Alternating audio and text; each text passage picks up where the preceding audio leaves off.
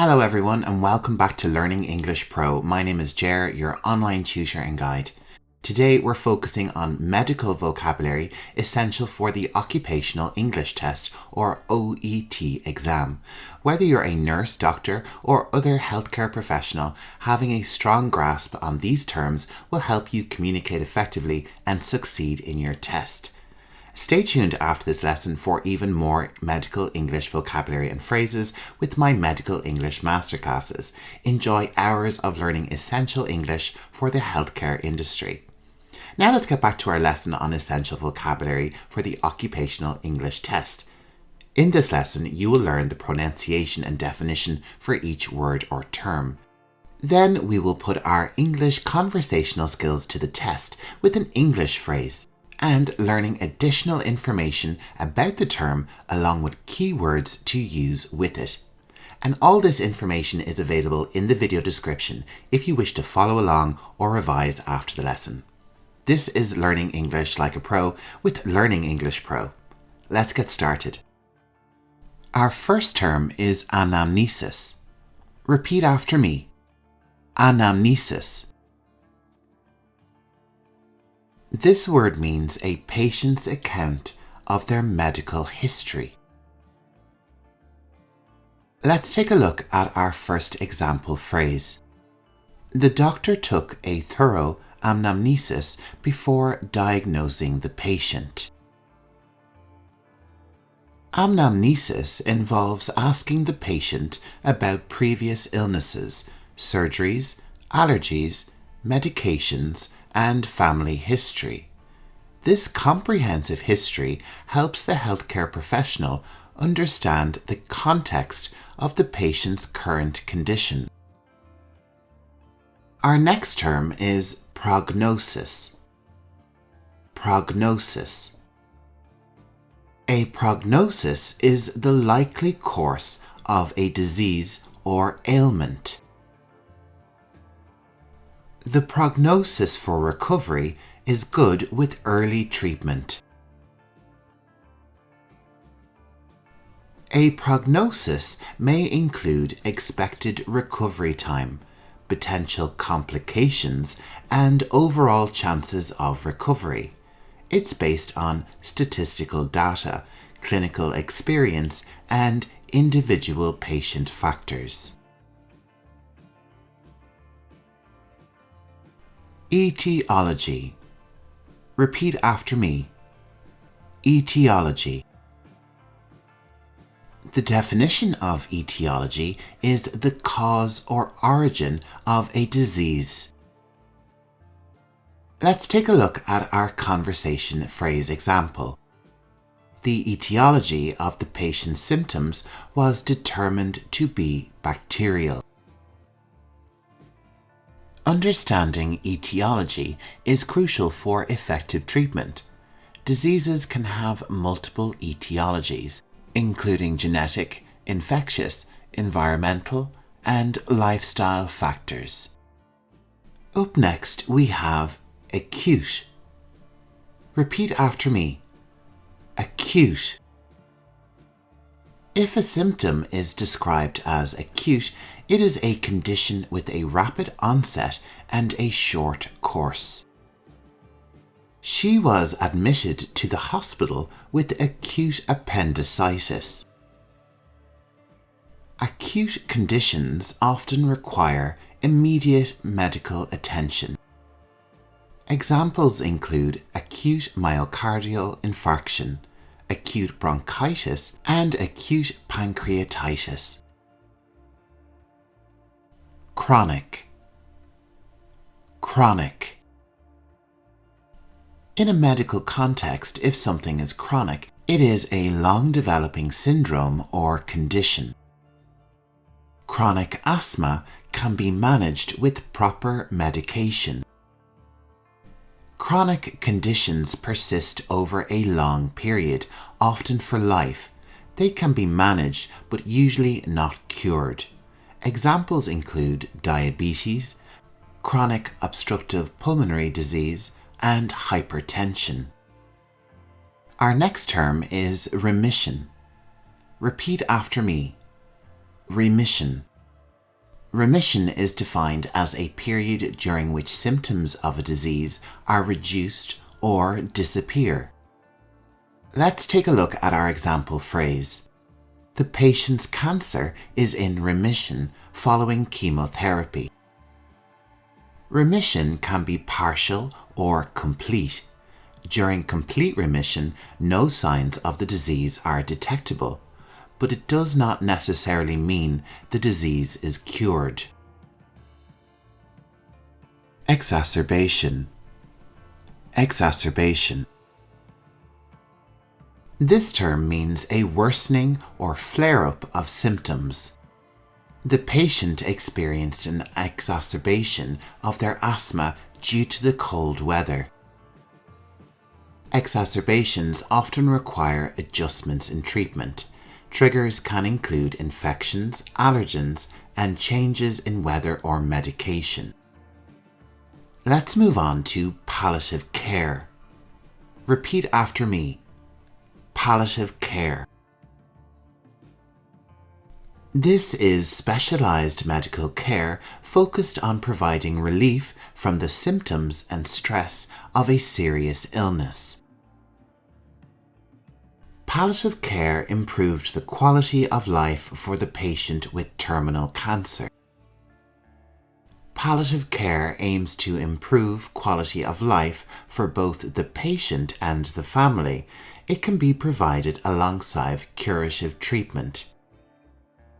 Our next term is idiopathic. Idiopathic. Idiopathic means pertaining to a disease with no known cause. The patient was diagnosed with idiopathic pulmonary fibrosis. Idiopathic conditions often require extensive investigation to rule out known causes. Let's move on to nosocomial. Nosocomial. Nosocomial refers to infections acquired in a hospital setting. Let's check out our example phrase. The patient developed a nosocomial infection after surgery. Nosocomial infections can be prevented through strict hygiene and infection control practices. Let's move on to iatrogenic. Iatrogenic. This refers to a condition which results from the activity of healthcare professionals or medical treatment. The rash was an iatrogenic effect of the medication. Iatrogenic conditions can result from medications, surgeries, or other treatments. Prophylaxis. Prophylaxis. Prophylaxis describes measures taken to prevent disease. Our example phrase is, prophylaxis with antibiotics can prevent infections after surgery. Prophylactic measures include vaccinations, medications, and lifestyle changes. Let's move on to pathognomonic. Repeat after me. Pathognomonic. This describes something which is specifically characteristic or indicative of a particular disease. Let's take a look at our example phrase. Coplic spots are pathognomonic of measles. Pathognomonic signs help in the definitive diagnosis of diseases. Let's move on to comorbidity. Repeat after me. Comorbidity.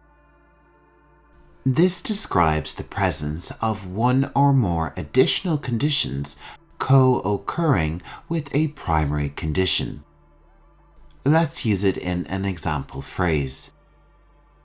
The patient has diabetes with comorbid hypertension. Managing comorbidities is crucial for comprehensive patient care. Histopathology. Repeat after me. Histopathology.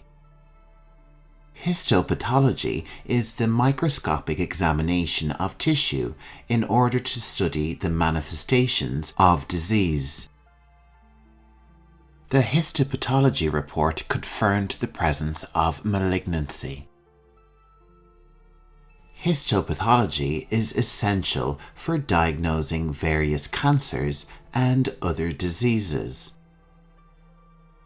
Let's move on to auscultation. Auscultation. Auscultation is listening to the internal sounds of the body, typically with a stethoscope. Auscultation revealed wheezing in both lungs. Common areas for auscultation include the heart, lungs, and abdomen. Next up, we have palpation. Palpation. This is the technique of examining parts of the body by touch. The doctor used palpation to detect abnormalities in the abdomen. Palpation helps in assessing organ size, shape, and tenderness. Cyanosis. Cyanosis. Cyanosis is a bluish discoloration of the skin due to poor circulation or inadequate oxygenation. Cyanosis was observed in the patient's lips and fingertips. Cyanosis can indicate respiratory or cardiovascular problems. Our next term is dyspnea. Repeat after me, dyspnea. This term describes difficult or laboured breathing. The patient reported experiencing dyspnea upon exertion. Dyspnea can be a symptom of various respiratory and cardiac conditions. Our next term is edema. Repeat after me, edema. This describes swelling caused by excess fluid trapped in the body's tissues. Let's check out our example phrase. The patient had pitting edema in the lower extremities.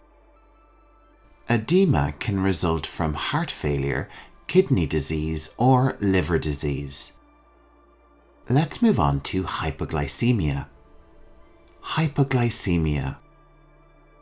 Hypoglycemia is an abnormally high blood glucose level. The patient was admitted with hypoglycemia due to uncontrolled diabetes. Symptoms of hypoglycemia include frequent urination, increased thirst, and blurred vision. Hypertension. Repeat after me. Hypertension. Hypertension describes high blood pressure. Our example phrase is, lifestyle changes can help manage hypertension effectively. Hypertension is a major risk factor for cardiovascular diseases. We also have the term hypotension. Hypotension. Hypotension indicates low blood pressure. The patient experienced dizziness due to hypotension. Hypotension can cause symptoms like dizziness, fainting, and shock. Tachycardia. Tachycardia. This term describes an abnormally rapid heart rate. The patient's tachycardia was managed with medication. Tachycardia can be caused by stress, anxiety, fever, or heart conditions. Let's move on to bradycardia. Bradycardia. This describes an abnormally slow heart rate. The athlete's bradycardia was considered normal due to their high fitness level. Bradycardia can be normal in well-trained athletes, but may indicate a problem in others. And that brings us to the end of this lesson on terms you should know for the OET exam. If you've enjoyed this lesson, don't worry, I plan to publish lots more lessons focused on OET exam preparation. And stay tuned because coming up next are my English masterclasses in medical terminology. You'll learn lots of phrases, vocabulary and definitions. Welcome to the Ultimate Beginner's Guide to Medical English, where we unlock the essentials of healthcare communication, starting with today's lesson on basic medical terminology. But that's just the beginning. I've carefully crafted a series of 10 additional lessons covering everything from hospital vocabulary to first aid in English, ensuring you're fully equipped to navigate the medical world with confidence. So after this lesson, stay tuned for all of those additional lessons. Whether you're aspiring to work in healthcare or simply aiming to enhance your English for personal knowledge, these lessons will pave the way for your mastery in medical English. So if you're ready, let's dive into our first topic of basic medical terminology. And firstly, we're going to look at the human body and explore 6 major body systems. Understanding these systems is crucial for anyone looking to master medical English. And for each term in today's lesson, I'll introduce a useful phrase that you might encounter or use in a medical context. The cardiovascular system is a system which circulates blood throughout the body, delivering oxygen and nutrients to tissues. Cardiovascular system. Let's take a look at our example phrase. The patient's cardiovascular system is healthy with no signs of heart disease. Let's move on to our next body system, which is the respiratory system. Repeat after me. Respiratory system. The respiratory system comprises of the lungs and airways. This system is responsible for breathing and gas exchange. She is experiencing difficulty breathing, indicating a possible respiratory system issue. The digestive system is the system which breaks down food into nutrients, which the body uses for energy, growth, and cell repair. Digestive system. Our example phrase is, gastrointestinal symptoms suggest a problem within the digestive system. Next up, we have the nervous system. This system controls both voluntary actions like walking and involuntary actions like breathing. Nervous system. After the accident, we're monitoring him for any signs of nervous system damage. The musculoskeletal system provides support and movement with bones, muscles, tendons, and ligaments. Musculoskeletal system. Let's check out our example phrase. The X-ray shows a fracture in the arm affecting the musculoskeletal system. Our final body system for this segment is the immune system. This system defends against pathogens and disease. Immune system. A weakened immune system can lead to frequent infections. Now that we've covered the body systems, let's move on to understanding common symptoms. This knowledge will help you describe and understand medical conditions more effectively.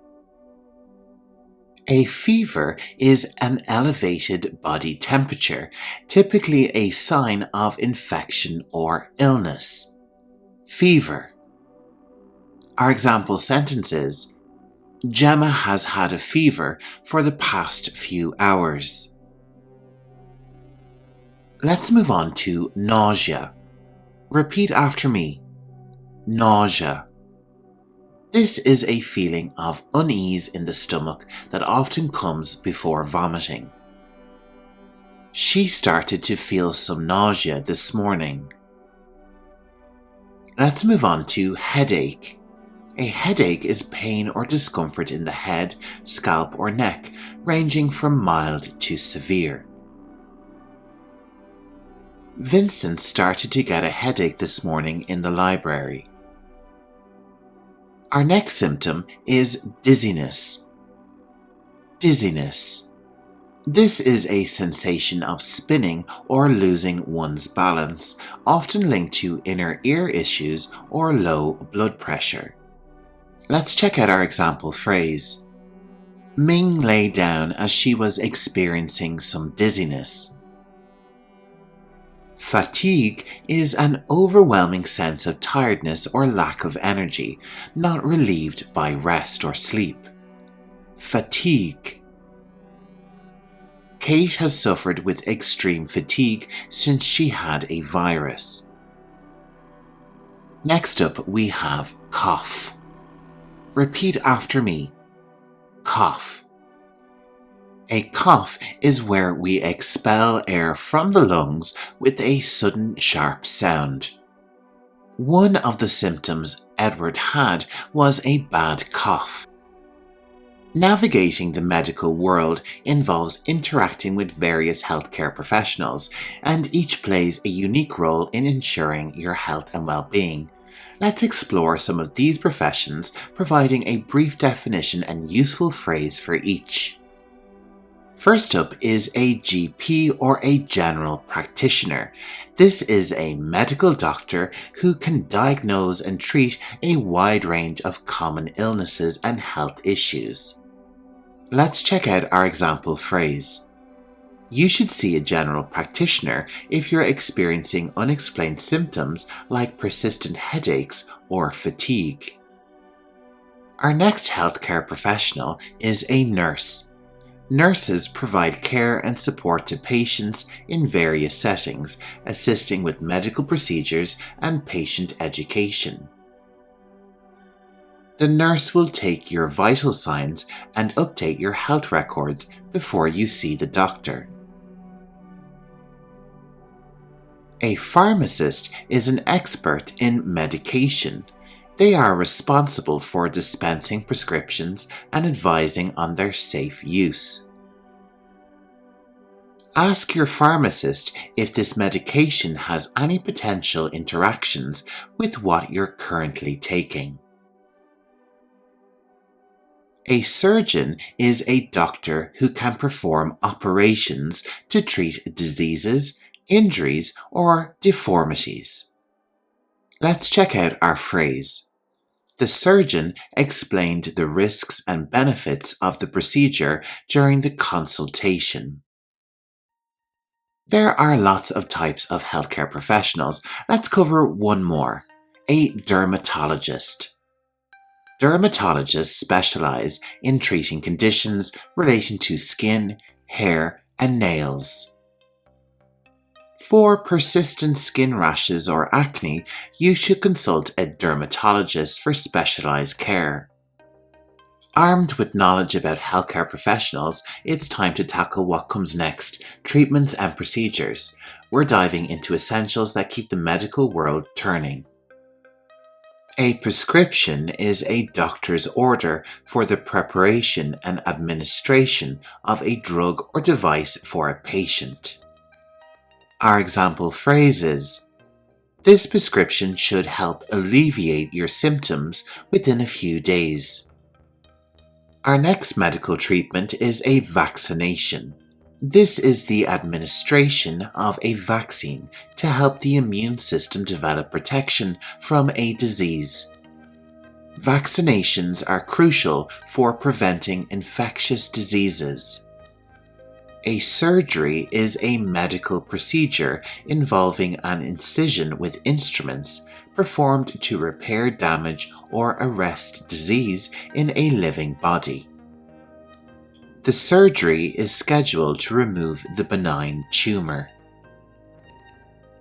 Physical therapy is a treatment method that uses physical techniques to relieve pain, improve mobility, and restore physical function. Our example phrase is, physical therapy is recommended to recover from the knee injury.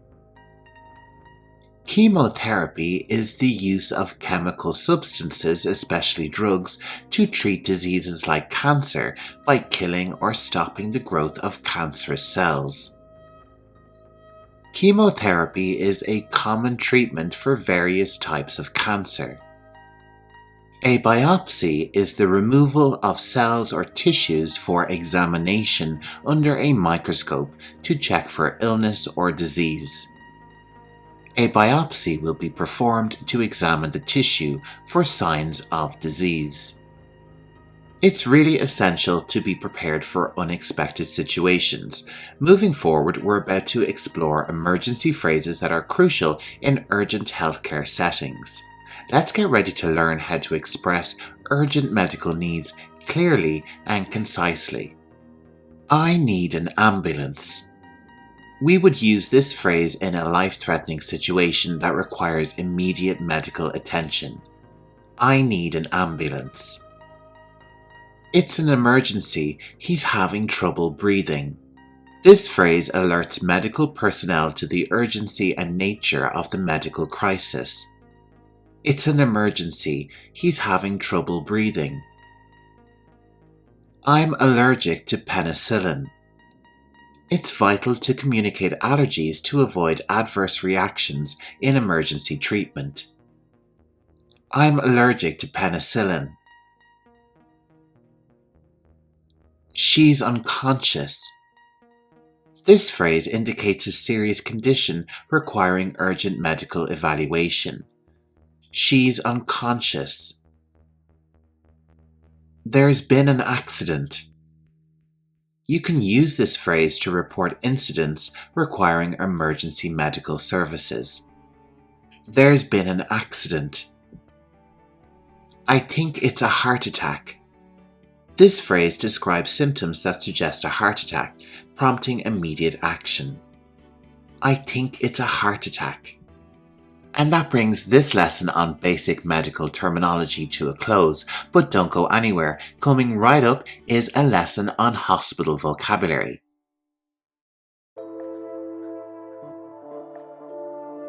First up, let's take a look at some synonyms for the word hospital. We have medical institution, medical facility, health centre, and clinic. Reasons you might go to the hospital include surgery,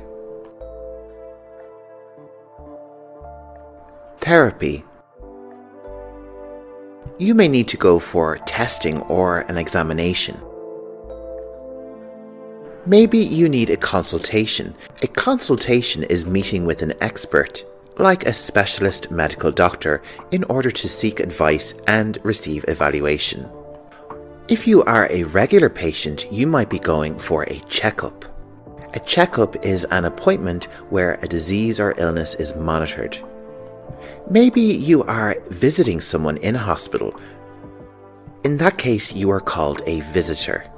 Hospitals are divided up into different areas called departments or wards.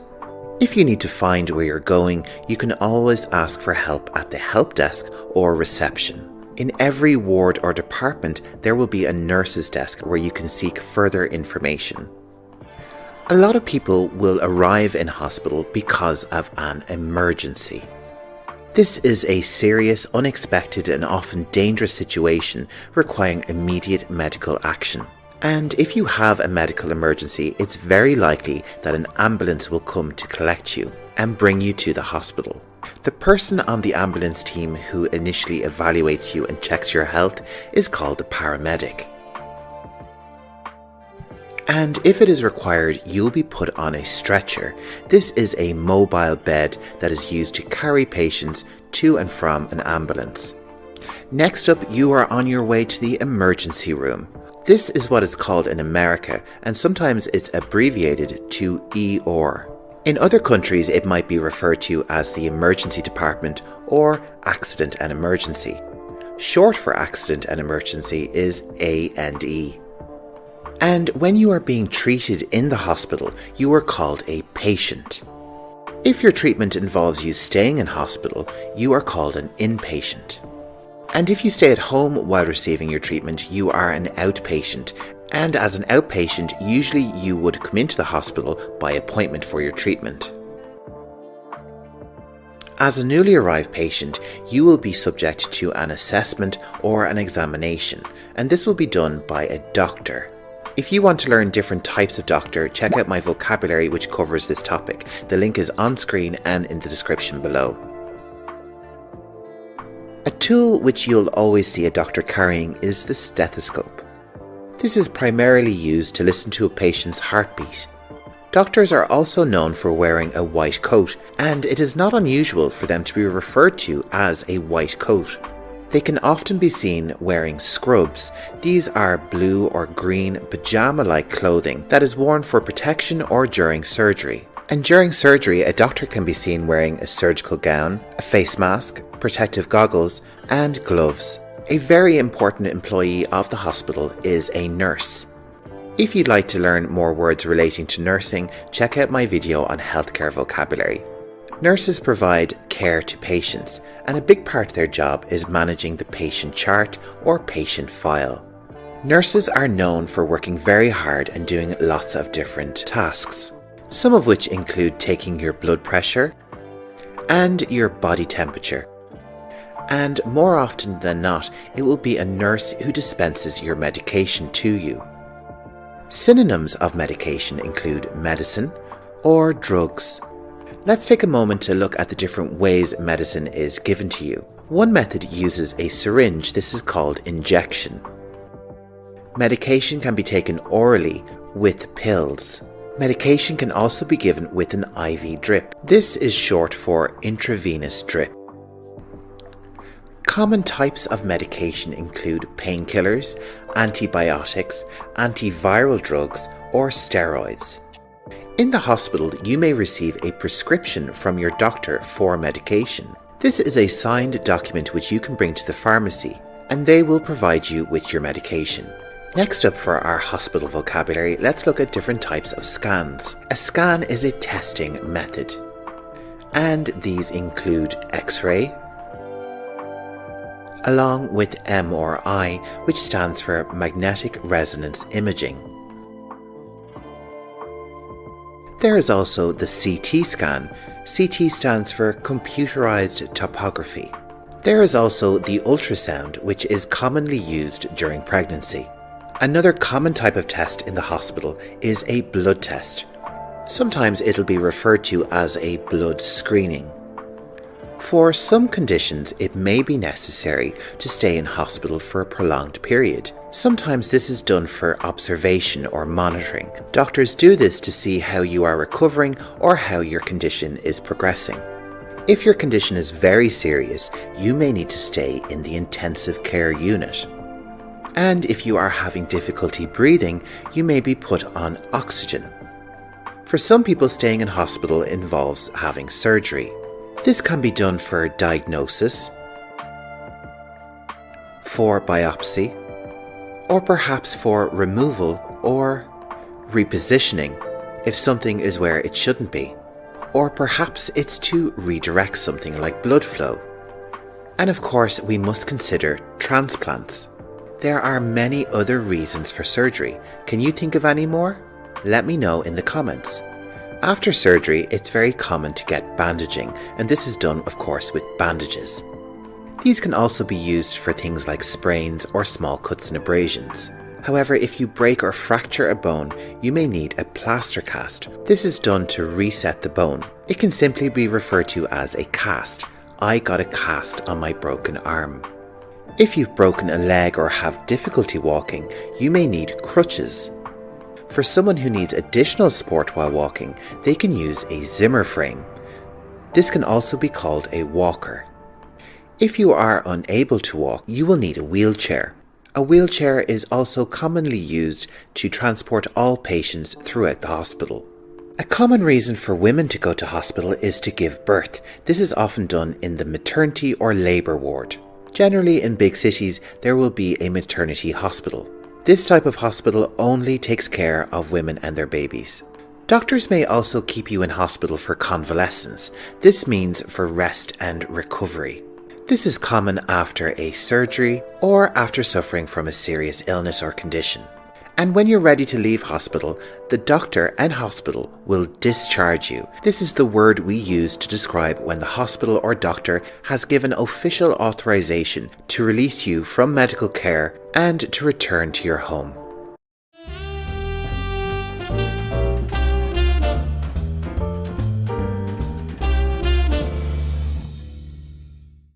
The first piece of medical equipment we'll take a look at is the crutch. Repeat after me. Crutch. When they're given as a pair, they're simply called crutches, the plural form. Our next piece of equipment is called a walker. Repeat after me. Walker.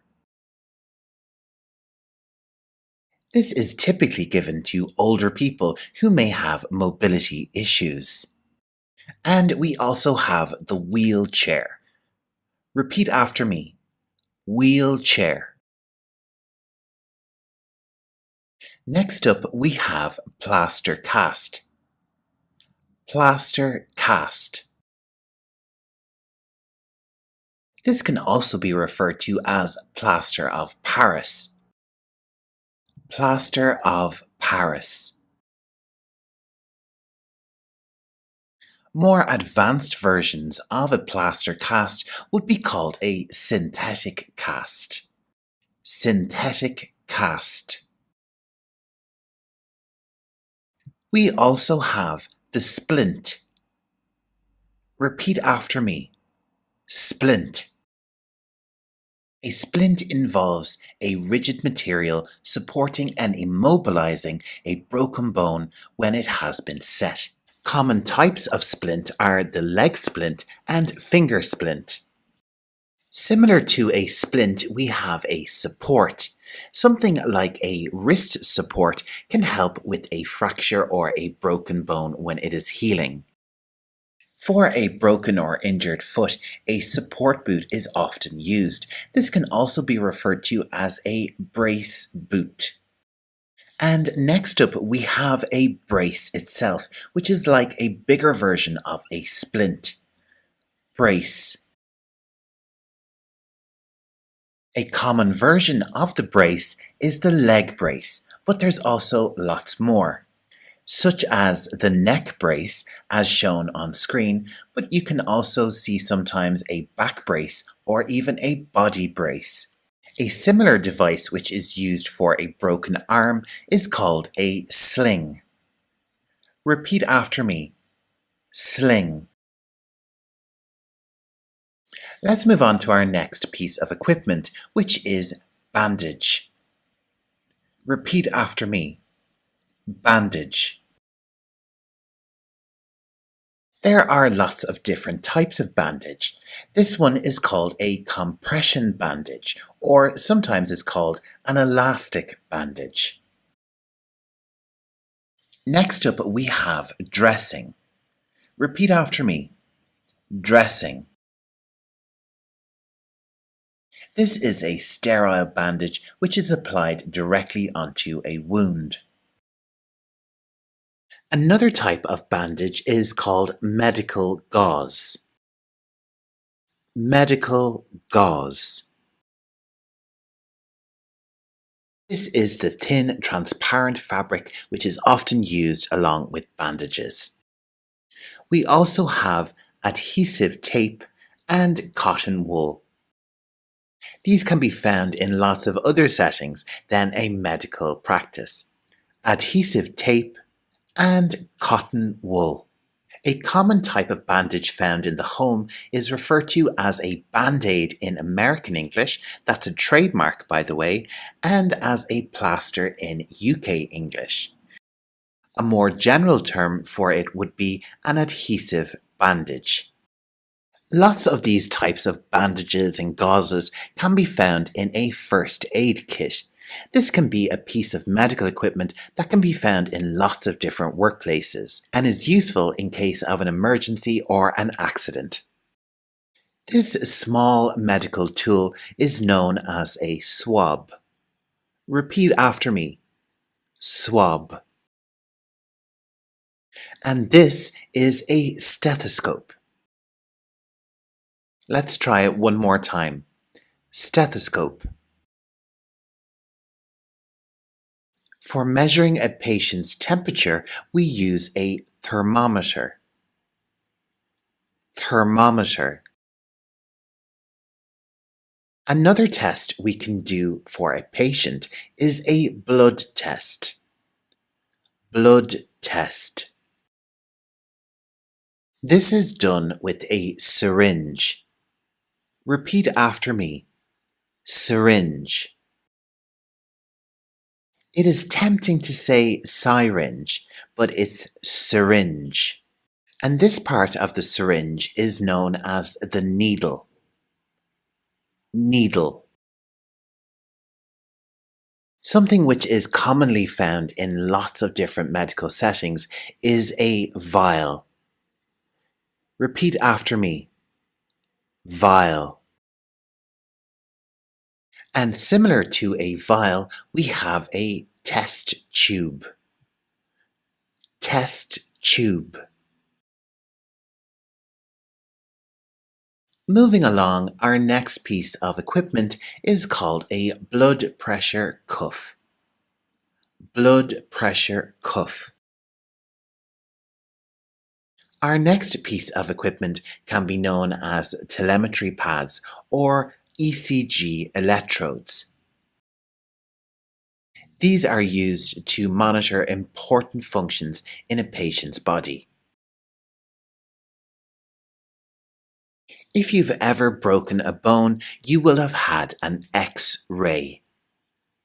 X-ray. This device is placed on the finger and used to measure the amount of oxygen in the blood. It's called a pulse oximeter. Pulse oximeter. To find out how heavy someone is, you would need a weighing scales. Weighing scales.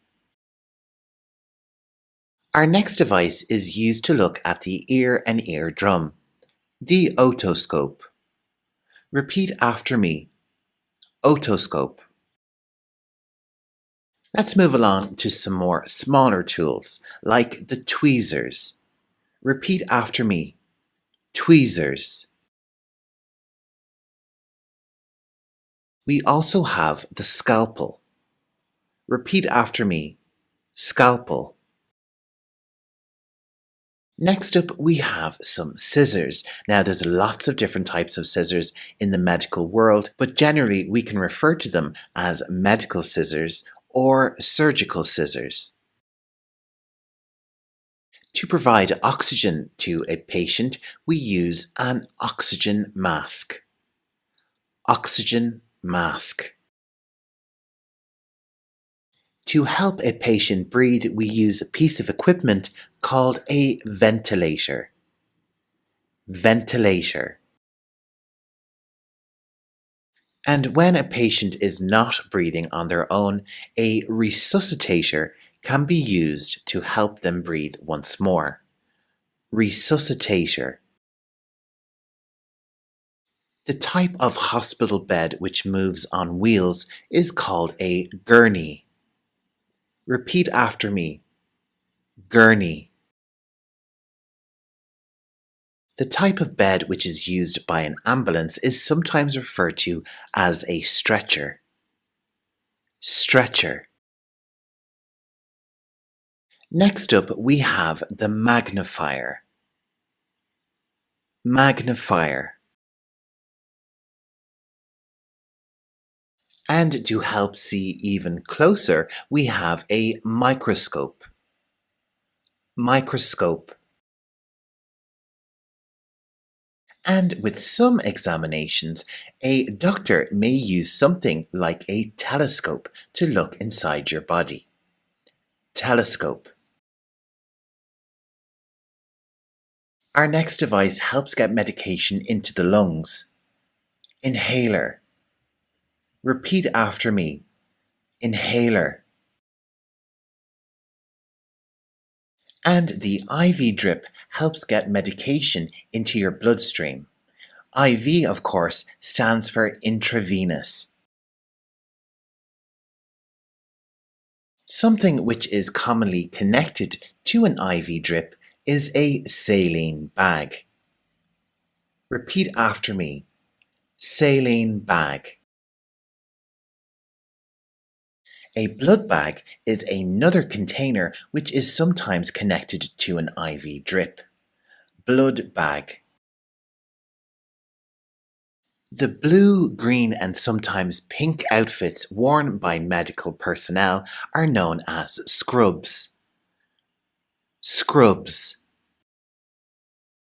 Medical personnel can also be seen wearing a surgical mask over their face at some occasions, and also a scrub cap to cover their hair. A scrub cap can also be called a skull cap. This piece of equipment is known as the examination table. Repeat after me. Examination table. And our final piece of equipment is known as a medical chair. Repeat after me. Medical chair.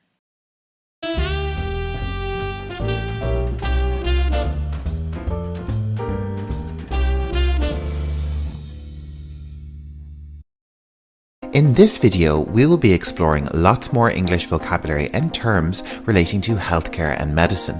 This video is perfect for anyone studying or working in any type of medicine in English. Get ready to boost your medical English knowledge with pronunciation, definitions, and lots of examples. I plan to make lots more vocabulary videos on healthcare, so if there is a specific area you wish me to cover, let me know in the comments. Don't forget to check out the extensive word list in the description. Are you ready? Sit back, relax, and let's learn some English together. Let's take a look at our first term, a runny nose. And this describes a nose that has a lot of liquid coming out of it. Let's take a look at our example sentence. We could say, Diane always has a runny nose. Diane always has a runny nose. Our next term is health hazard. And this describes something which is dangerous or a health risk. Our example sentences: the chemicals they use are a health hazard. The chemicals they use are a health hazard. Our next term is drip. As a noun, it is short for intravenous drip, a device for administering a fluid drop by drop into a vein via an intravenous or IV route. Our example sentences: can you change the patient's drip, please? Can you change the patient's drip, please? Our next term is a condition known as a chesty cough. And this describes a cough caused by congestion around the lungs. Our example sentences: Diane is suffering from a chesty cough at the moment. Diane is suffering from a chesty cough at the moment. Our next term is the word chill. And this describes a feeling of coldness. Our example sentences: Daniel caught a chill when he was out in the snow. Daniel caught a chill when he was out in the snow. The next term we will cover is cardiologist. This describes a specialist of the heart and heart activity. We could say, after his heart attack, Niall was under the care of a cardiologist. After his heart attack, Niall was under the care of a cardiologist. If you'd like to learn more English vocabulary on different types of doctors, check out my extensive video. The link for that is on screen right now. Let's move on to our next term, which is nervous breakdown. This term is sometimes used by people to describe a stressful situation in which they are temporarily unable to function normally in day-to-day life. Our example sentences: after the death of her son, Vicky had a nervous breakdown. After the death of her son, Vicky had a nervous breakdown. Our next term is the word relapse, and this word means the return of an illness. Let's take a look at our example sentence. The doctors thought David had recovered, but he suffered a relapse and is now sick again. The doctors thought David had recovered, but he suffered a relapse and is now sick again. Let's move on to our next term, which is the noun cure. This is defined as a medicine or therapy that removes disease completely or relieves pain and symptoms. Our example sentence is: scientists are trying to find a cure for cancer. Scientists are trying to find a cure for cancer. If this is your first time visiting my channel, Learning English Pro, you're very welcome. My name is Ger and I'm narrating your lesson today. Make sure to subscribe to stay updated for all my latest videos. Our next term is aches and pains. This phrase describes minor pains that continue over a period of time. We could say, the patient has had some aches and pains in her stomach for a few days. The patient has had some aches and pains in her stomach for a few days. Let's move on to our next term, which is stethoscope. This is a medical instrument for listening to the action of someone's heart or breathing. I will examine the patient with my stethoscope.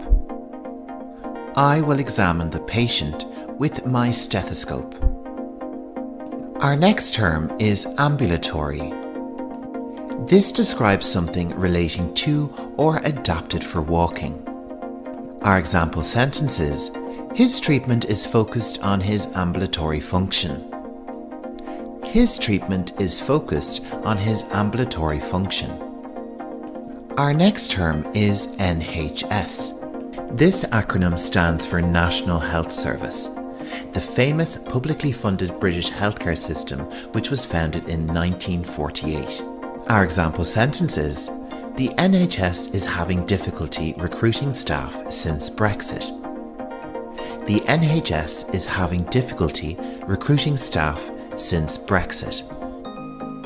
Next up, we have a verb, to alleviate, and this is defined as an action to make suffering, a deficiency, or a problem less severe. Our example sentence is: the nurse was able to alleviate his pain when she gave him the medication. The nurse was able to alleviate his pain when she gave him the medication. And next up we have an adjective, responsive. And this describes someone or something reacting quickly and positively, and the ability to respond to a stimulus. Our sentence example is: Claire is becoming more responsive since she received her treatment. Claire is becoming more responsive since she received her treatment. Our next term is Medicaid. Medicaid in the United States is a federal and state program that helps with healthcare costs for some people with limited income and resources. We could say, she is on Medicaid, which helps pay for her asthma medication. She is on Medicaid, which helps pay for her asthma medication. Our next term is backache, and this describes a prolonged pain in the back or spine. Let's take a look at our example sentence. I have been suffering with a backache for the past 2 weeks. I have been suffering with a backache for the past 2 weeks. Our next term is a piece of medical equipment, crutch. And the definition is a long stick with a crosspiece at the top, used as a support under the armpit by a person with an injury or disability. We could say Mary is on crutches since she broke her hip bone. Mary is on crutches since she broke her hip bone. Coming up next, we have the term therapy. And this describes treatment intended to relieve or heal a disorder. And there are lots of different types of therapy. Let's take a look at our example. Her physical therapy will help her regain her stamina.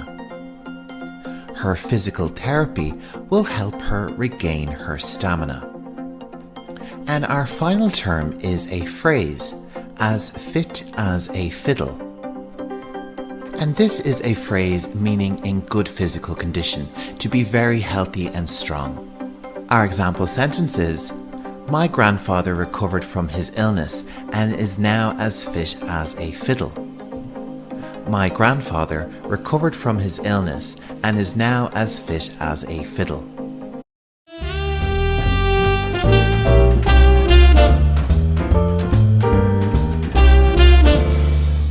In this English lesson, I will focus on English verbs and phrasal verbs relating to healthcare. In total, there will be 15 terms to learn with pronunciation, definition, and sentence example in 2 tenses. If you follow my channel, you will know I have already published lots of great English lessons relating to medicine and healthcare. Make sure to check out the link for some of those videos on screen right now. This video is great for anyone working in the medical field and wanting to expand and develop their English vocabulary for communication skills. Don't forget to check out the extensive word list in the description for all the English verbs covered in today's lesson. There are lots more verbs relating to healthcare, so if you'd like me to do a follow-up video, let me know in the comments. So if you're ready, sit back, relax, and let's learn some healthcare English verbs like a pro. First up, we have a regular verb, administer. Repeat after me, administer. This means to give medication or treatment to a patient. This may mean by injection, ingestion, which means to eat, application to the skin, inhalation, or other means. Our first sentence example is in the future tense.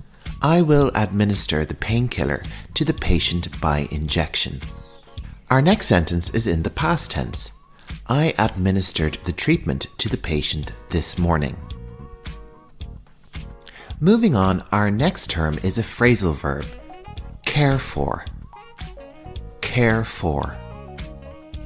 And this means to do the things that are needed to help and protect a person or animal. It means to look after someone or something. Our next example is in the present tense. The nurses care for the patients in the hospital. Or we could say, I will care for the patient this evening. Next up, we have the regular verb to assist. Assist. And this means to help someone, typically by doing a share of the work. It can also mean being present at an event as a helper. In the past tense, we could say, 2 midwives assisted at the birth yesterday. And in the future tense, I will assist the doctor during her appointments tomorrow. Our next verb is determine. Repeat after me, determine. And this verb means to ascertain or establish exactly why something is occurring or has occurred by research or calculation. Our example is, the doctor determined that the issue is muscular. The hospital will determine the cause of her illness. Next up, we have a phrasal verb, to pass away. Pass away. And this phrasal verb simply means to die. It is a nice way to say it. Our example sentence is, the patient passed away earlier this evening. In the future tense, you would say, unfortunately, the patient will pass away soon. Coming up next, we have the regular verb to sever. Sever. And this means to divide by cutting or slicing, especially if it happens suddenly or forcibly. In the past tense, we could say, the patient severed her index finger in an accident. Let's take a look at a sentence in the future tense. During the operation, the doctor will sever the nerve. Our next verb is very commonly used in healthcare. Prescribe. Repeat after me. Prescribe. In the context of a medical practitioner, to advise and authorize the use of a medicine or treatment for someone, and this is especially done in writing. We could say, the doctor prescribed some medication for his pain. Or in the future tense, we could say, the doctor will not prescribe any more medication to you. Let's move on to our next term, which is a phrasal verb, to come down with. Come down with. And this means to become sick with a particular illness or complaint.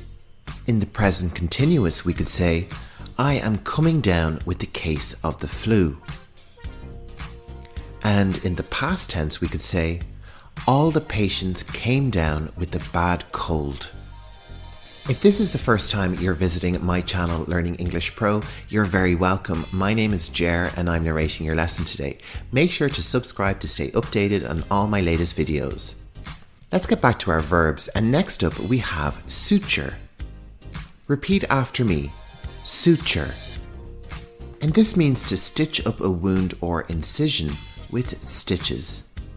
In the future tense, we could say, I will suture your wound for you. In the past tense, we could say, the medic sutured the wounds of the soldiers during the battle. Our next term is the phrasal verb to pass out. Pass out. And this simply means to lose consciousness. And our sentence example is in the future tense.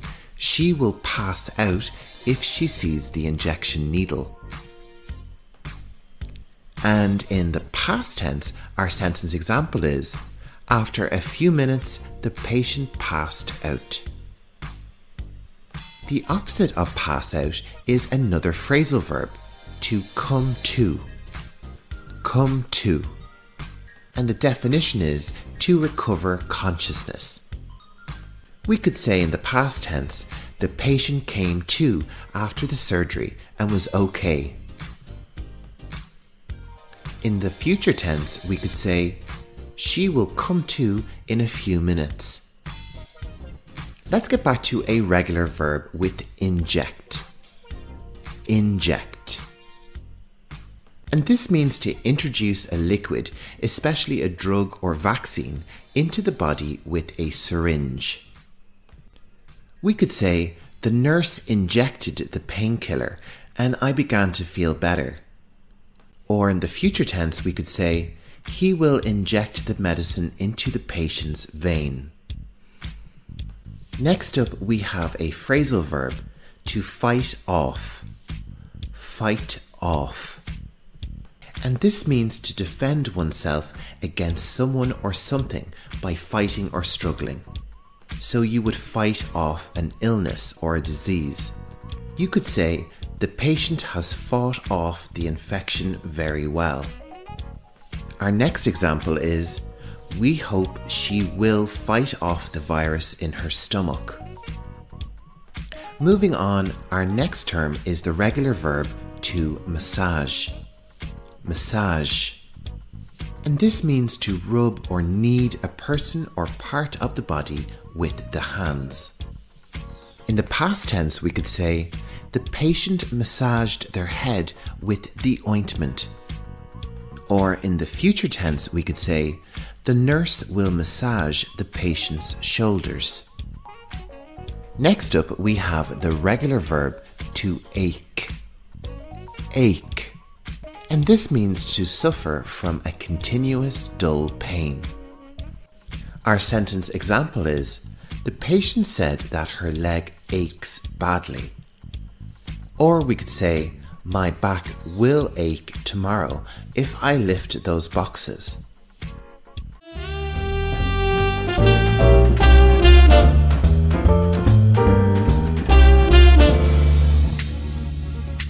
In today's lesson, we're going to take a look at some medicine English vocabulary. This will involve looking at the different types and forms of medicine, along with the associated symptoms.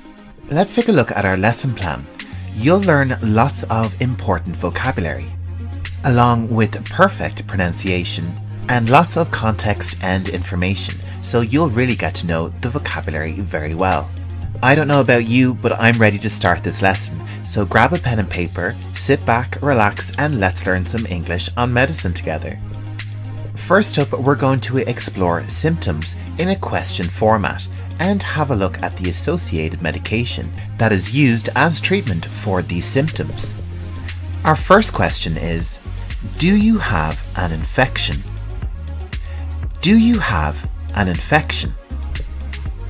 If you have a bacterial infection, you will need an antibiotic. Repeat after me. Antibiotic. Another type of infection that is common is a viral infection, an infection by a virus. And we use antiviral medication to treat a viral infection. Antiviral. Our next question is, do you have pain or fever? Do you have pain or fever? For these symptoms, you would take a painkiller. Repeat after me. Painkiller. Our next question is, do you have a cough? The word cough has an unusual pronunciation. Instead of a G sound, we have an F sound here. Do you have a cough? And the medicine for a cough has a few different names. It can be called cough syrup, cough medicine, or a cough suppressant. My next question to you is, do you have allergies? Do you have allergies? And for an allergy, we take an antihistamine. Repeat after me. Antihistamine. Let's do that one more time. Antihistamine. Our next question is, do you have asthma? Do you have asthma? The type of medicine used for asthma is a steroid. Repeat after me. Steroid. Let's move on to our next question. Do you have a blocked nose? Or we could say, do you have a stuffy nose? If you have this condition, you will need a decongestant. Repeat after me. Decongestant. And a medicine which is in the news a lot lately is related to the coronavirus. And the medicine that is being discussed is a vaccine. Repeat after me. Vaccine. Let's hope that the new vaccine is successful in the battle against coronavirus. If this is your first time with my channel, you're very welcome to Learning English Pro. My name is Jer. Make sure to subscribe and share this channel with your friends right now.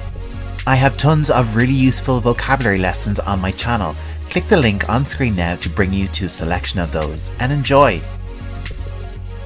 Okay, let's get back to our lesson and let's move on to the next segment, which is different forms of medicine. We will discuss the different ways in which medicine is delivered to the human body. Medicine is often given in liquid form, and sometimes it is given in a syrup. This is a thick liquid medicine that you drink, and it can be sweet.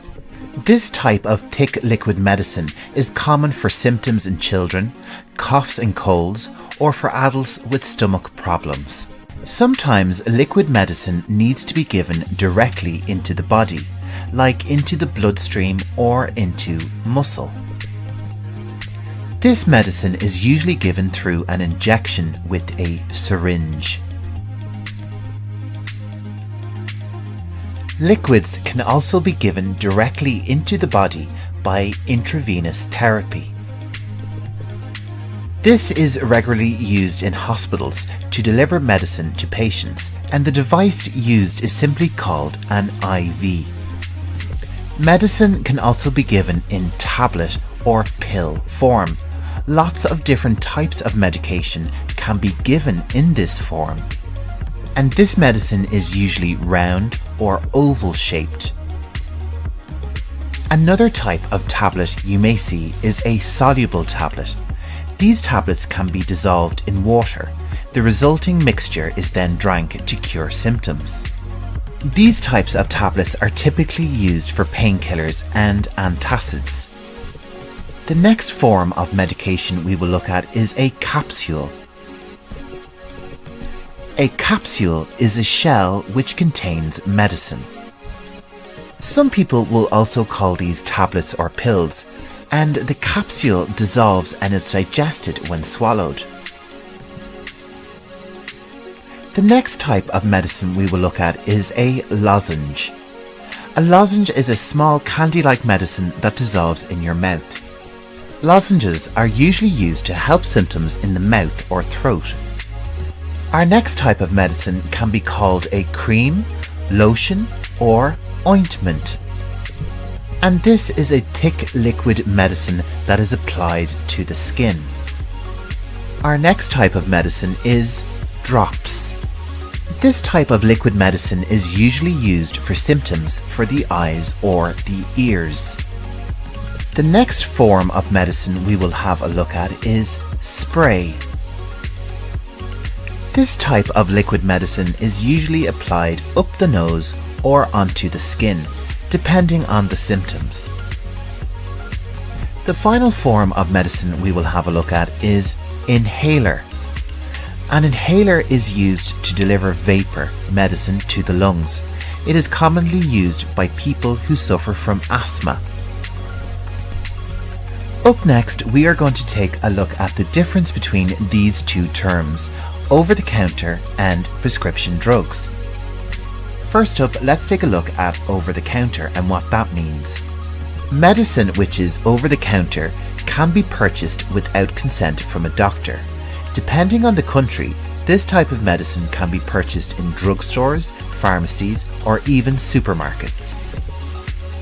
Whereas with prescription drugs, this type of medicine can be purchased only with consent from the doctor and purchased at a registered pharmacy or chemist. The consent is usually given as a paper document simply called a prescription.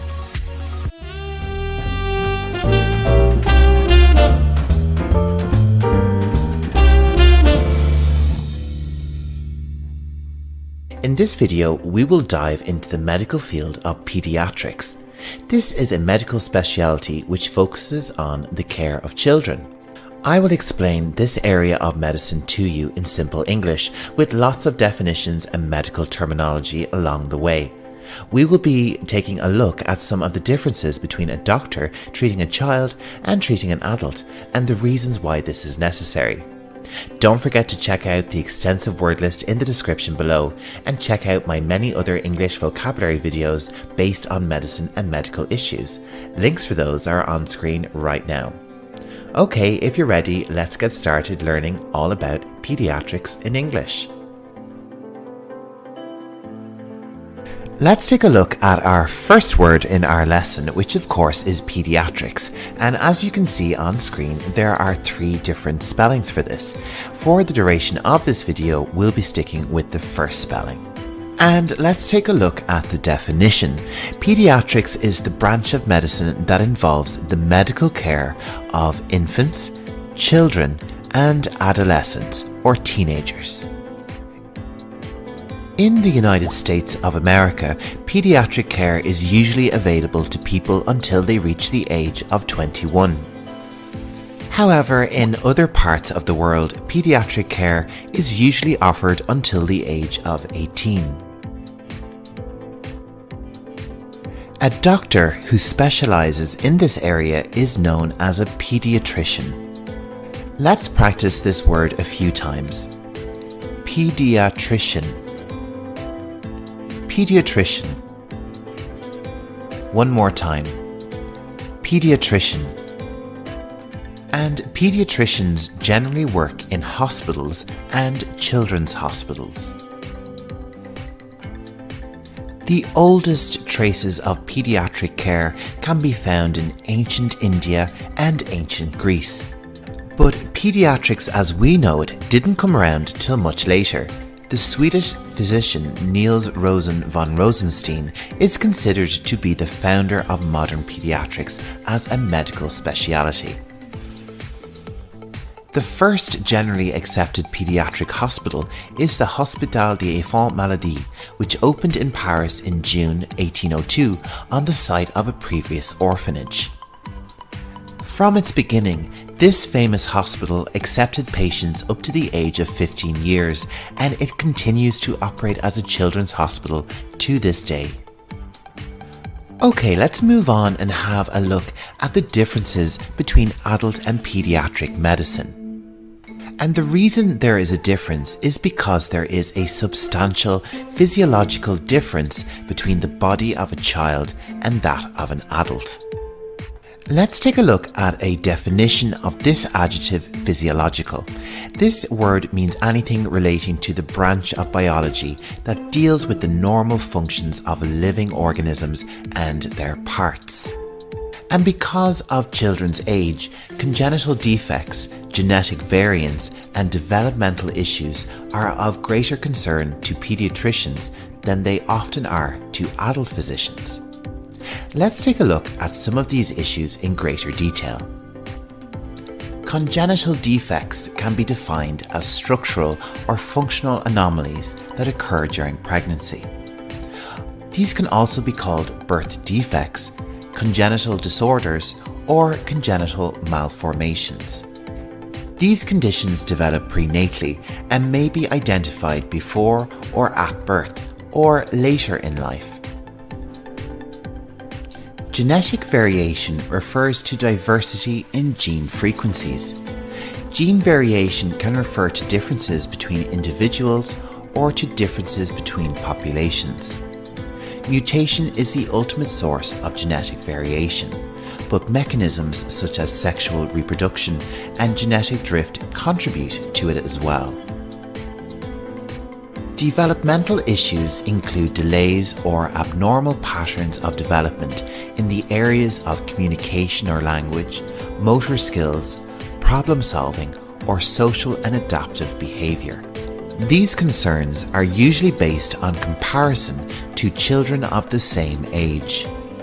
If this is the first time you're visiting my channel, Learning English Pro, you're very welcome. My name is Jer and I'm narrating your lesson today. Make sure to subscribe to stay updated on all my latest videos. Another important aspect of pediatrics is medication, and a child's physiology directly impacts the properties of drugs that can enter the body. The absorption, distribution, metabolism and elimination of medications differ between developing children and grown adults. And let's take a look at some of the highlighted terminology in screen in greater detail. So first up we have absorption, and this is a condition in which something takes in another substance. So we would say that drug absorption is the process of a drug moving from its site of delivery, like the mouth, into the bloodstream. And many drug absorption differences between pediatric and adult populations revolve around the stomach. Young infants have different levels of acid in their stomachs, which creates a more basic environment for drugs taken orally. Our next bit of terminology is distribution. This describes the way in which something is shared out amongst a group or spread over an area. The word distribution is usually referred to in relation to the movement of goods, but drug distribution refers to the movement of a drug to and from the blood and various tissues of the body, like fat, muscle, and brain tissue, and the relative proportions of the drug in these tissues. The percentage of total body water and fluid volume decrease as children grow and develop with time. Therefore, children have a larger volume of distribution than adults, which directly affects the dosing of drugs given to them. Our next English word is metabolism. Metabolism is the chemical reactions in the body cells that change food into energy. Drug metabolism is the metabolic breakdown of drugs by living organisms, usually through specialized systems. Drug metabolism primarily occurs via enzymes in the liver and can vary according to which specific enzymes are affected in a specific stage of development. Next up, we have elimination. And this word describes the complete removal or destruction of something, or the expulsion of waste matter from the body. And in humans, drug elimination is primarily facilitated via the liver and kidneys. In infants and young children, the larger relative size of their kidneys leads to increased renal clearance of medications that are eliminated through urine. Our next topic of discussion is pediatric autonomy in healthcare. Now, what does the word autonomy mean? Let's take a look at the definition. Autonomy is the capacity to make an informed, uncoerced decision, or it can be called freedom from external control or influence, or independence. Simply put, it's the freedom to make decisions for yourself and your own body. So this word is important when we talk about pediatric healthcare. A major difference between the practice of pediatric and adult medicine is that children in most jurisdictions, and with certain exceptions, cannot make decisions for themselves. The issues of guardianship, privacy, legal responsibility, and informed consent must always be considered in every pediatric procedure.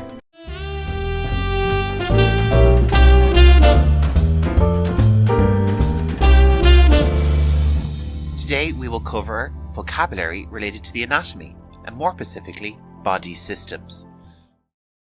Our first words are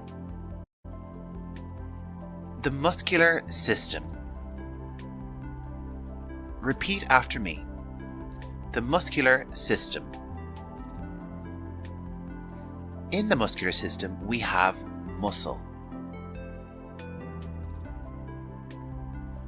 Repeat after me. Muscle.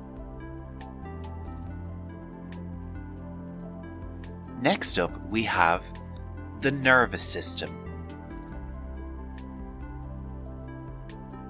Repeat after me. The nervous system. And in the nervous system, you will find a nerve.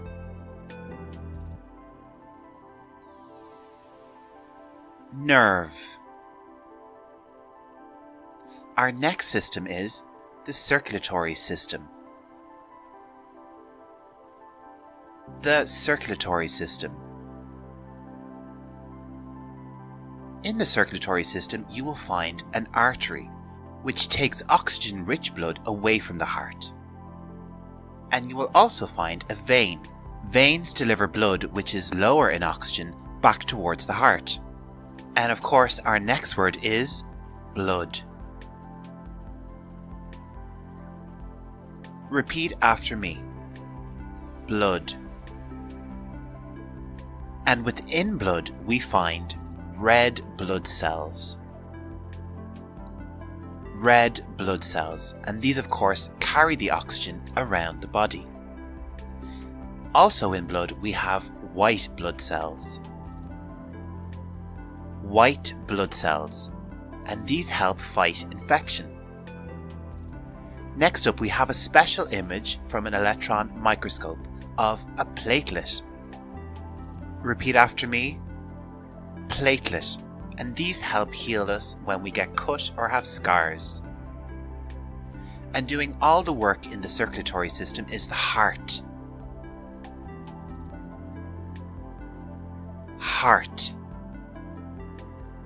Our next body system is the respiratory system. Respiratory system. And here we have the lungs. Lungs. Also in the respiratory system, we have the trachea.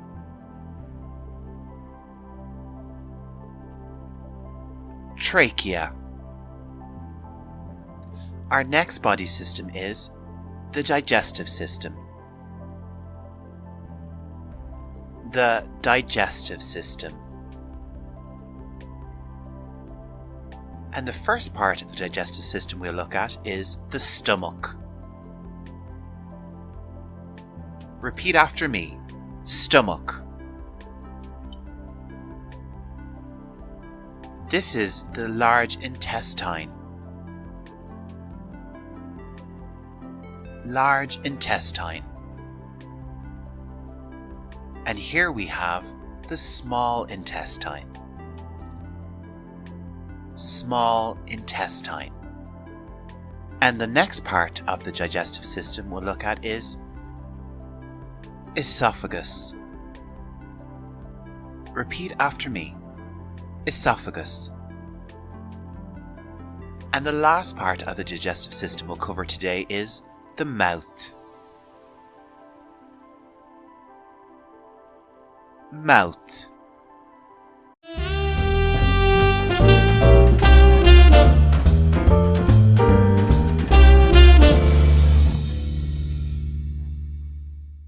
In this week's video, I am covering the respiratory system and lots of additional English vocabulary like different parts of the lungs, medical terminology, verbs, nouns, and lots of medical context for you.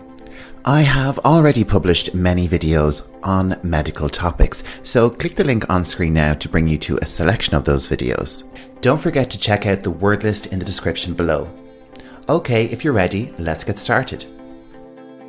And the first part of the respiratory system we will take a look at is, of course, the lungs.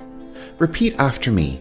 Lungs. And this is the plural form of this noun, as we generally talk about them as a pair. And below the lungs we have the diaphragm, and the G here is silent. Diaphragm. Our next body part is the nose, and this is where the air enters our bodies through the nostrils. And behind the nose we have the nasal cavity. And here you can also find the paranasal sinuses. And air can also enter our bodies through the oral cavity. Next up we have the pharynx, which is located at the back of the throat, and this is where air and food enter into the body. Next up we have the larynx, commonly known as the voice box, and when air passes through this, it gives us our voice. And from here, air then passes through the trachea, also known as the windpipe. Let's take a closer look at the internal structure of the lungs.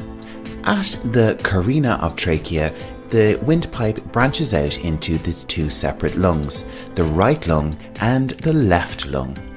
Next up we have the right and left bronchus, and from these air passes into the bronchi, and from the bronchi air then passes through the alveoli. The alveoli are the endpoint of the respiratory system, and this is where the exchange of oxygen and carbon dioxide takes place in the bloodstream. And this covers all the main different parts of the respiratory system. Now let's move on and break down lots of different associated vocabulary you can use when talking about the respiratory system. First up, we have the verb to breathe. This word means to take air into the lungs and then expel it, especially as a regular physiological process. A noun which is often confused with the verb breathe is breath. And this noun describes the actual air taken into or expelled from the lungs. You might have heard someone's breath being described as bad breath, and this means that someone has an unpleasant smell to their breath. Next up, we have the noun oxygen. And this, of course, describes the colourless, odourless gas and the life-supporting component of the air. In hospitals, oxygen is kept in oxygen tanks, and we often talk about oxygen supply, and this means the level of oxygen going into the body. Our next word is the term asthma. Repeat after me. Asthma. Asthma is a condition in which your airways narrow and swell and may produce extra mucus. This can make breathing difficult and trigger coughing, a whistling sound when you breathe, and shortness of breath. Don't worry if you don't understand all these words, I'll be covering them in just a moment. Asthma is usually treated with steroids delivered into the lungs by an inhaler. Let's review some of these words we just saw in that definition.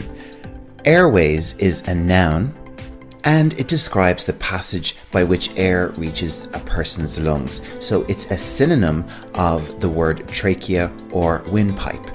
Airways. Our next word is the noun mucus. Mucus is a normal, slippery and stringy fluid substance produced by many lining tissues in the body.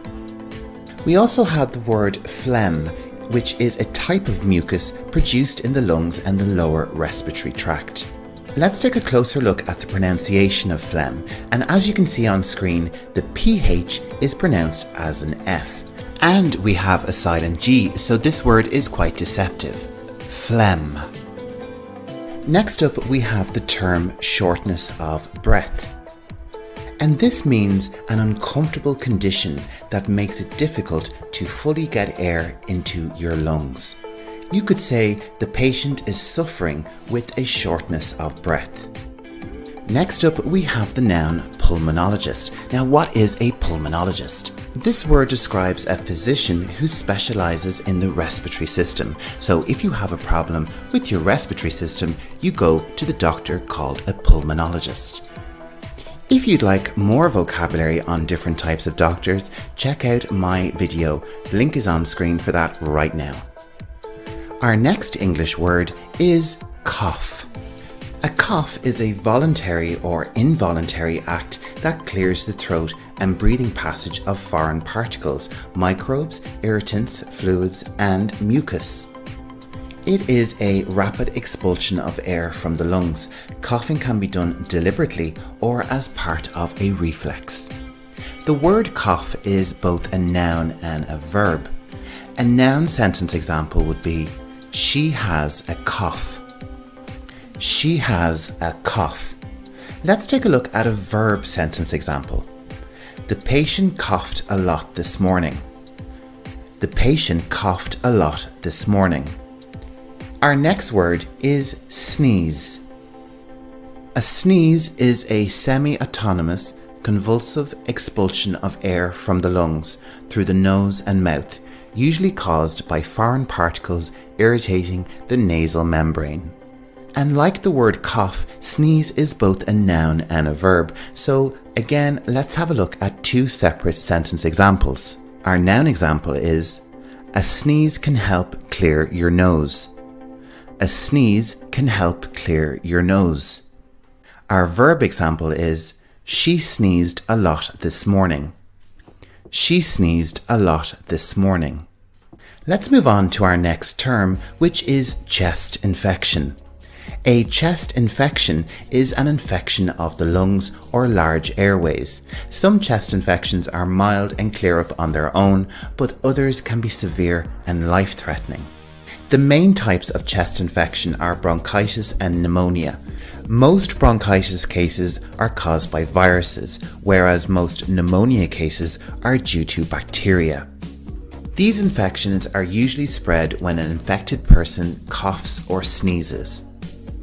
So just to reiterate, bronchitis is caused by viruses and pneumonia is caused by bacteria. If this is the first time you're visiting Learning English Pro, you're very welcome. My name is Jer and I'm narrating your lesson today. Make sure to subscribe to stay updated on all my latest videos. Let's move on to our next word, which is the verb to inhale, and this means to breathe in. Then we have the opposite of this word, the verb to exhale, which means to breathe out. An example sentence for inhale is, "We inhale oxygen all the time." And for exhale, the patient exhaled deeply after the procedure. Our next two words are very similar to inhale and exhale. The noun inhalation means the action of inhaling or breathing in. And of course, we have the noun exhalation, which describes the action of exhaling or breathing out. Let's take a look at some examples. You need to take a few deep inhalations. The patient's exhalations are very raspy.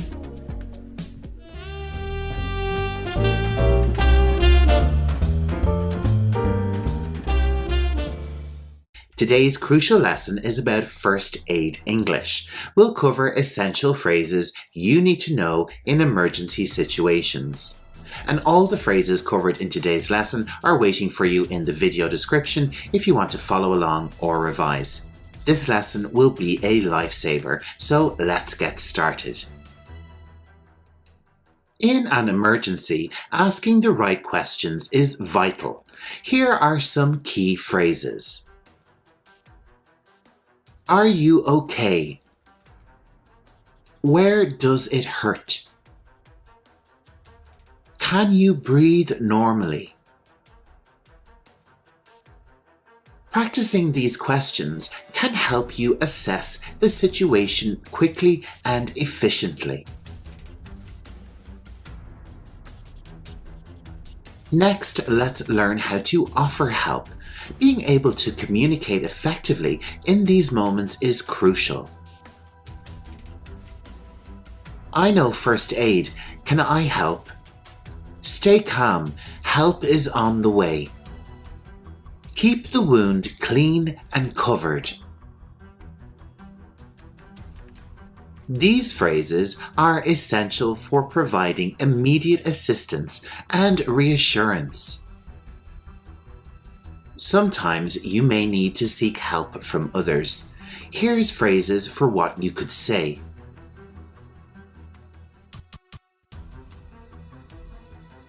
Call an ambulance immediately. We need a doctor. Is there a first aider nearby? Knowing how to call for help effectively can make all the difference in an emergency. That's it for our first aid English lesson. Remember, these phrases could be crucial in an emergency, so practice them well.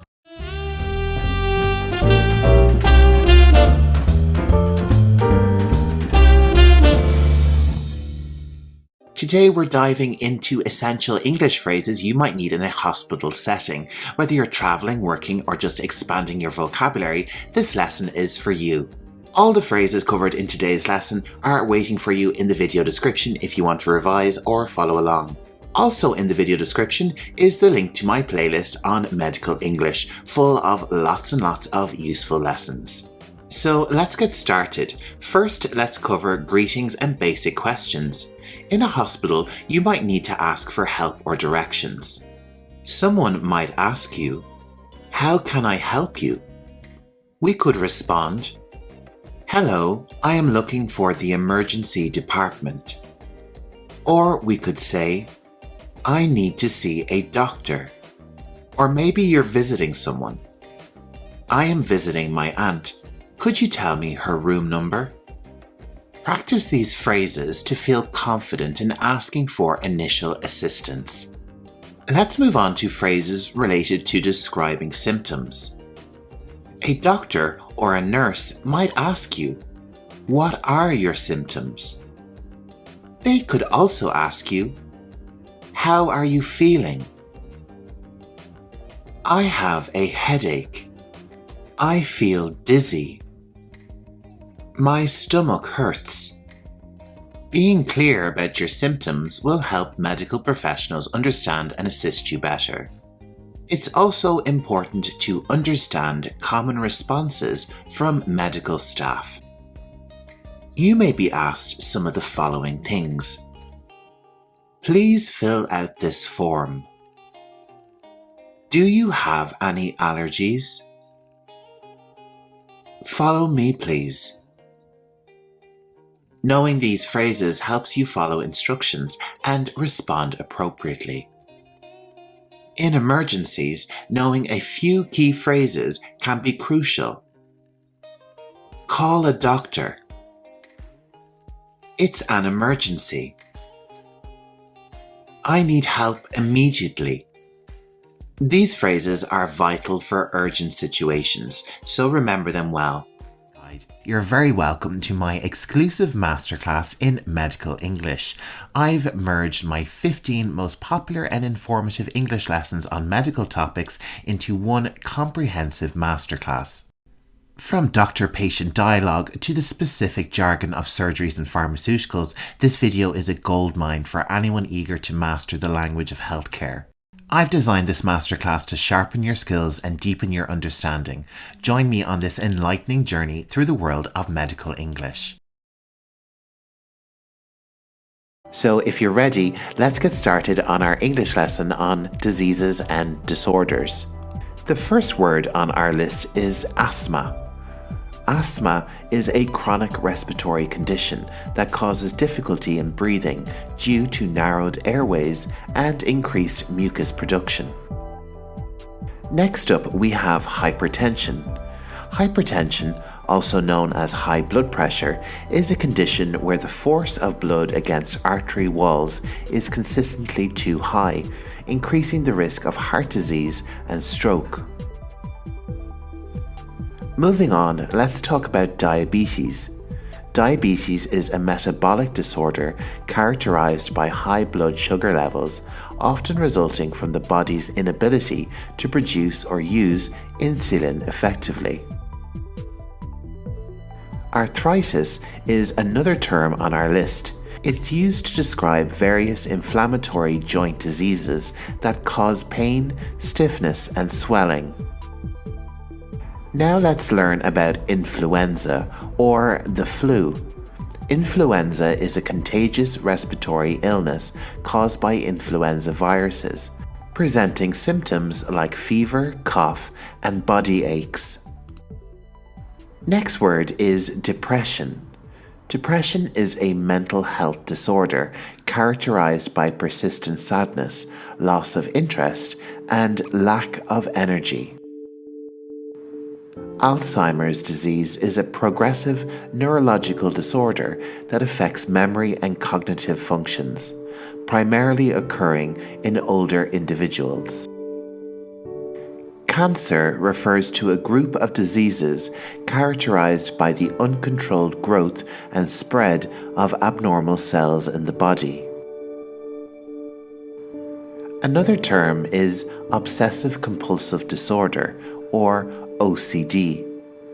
OCD is a mental health condition where individuals experience recurring unwanted thoughts and engage in repetitive behaviors to alleviate anxiety. Now let's understand epilepsy. Epilepsy is a neurological disorder that causes recurrent seizures due to abnormal brain activity. Pneumonia is a serious respiratory infection that inflames the air sacs in one or both lungs, leading to coughing, fever, and difficulty breathing. Next, we have anemia. Anemia is a condition characterized by a deficiency of red blood cells, or hemoglobin, resulting in fatigue and weakness. A migraine is a severe headache accompanied by sensitivity to light and sound. Rheumatoid arthritis is an autoimmune disease that primarily affects the joints, causing inflammation and pain. Hepatitis refers to the inflammation of the liver, which can be caused by viral infections, alcohol, or certain medications. Atherosclerosis is a condition where plaque builds up inside the arteries, restricting blood flow and increasing the risk of heart attacks and strokes. Schizophrenia is a mental disorder characterized by delusions, hallucinations, and disordered thinking and behavior. Osteoporosis is a condition where bones become weak and brittle, increasing the risk of fractures.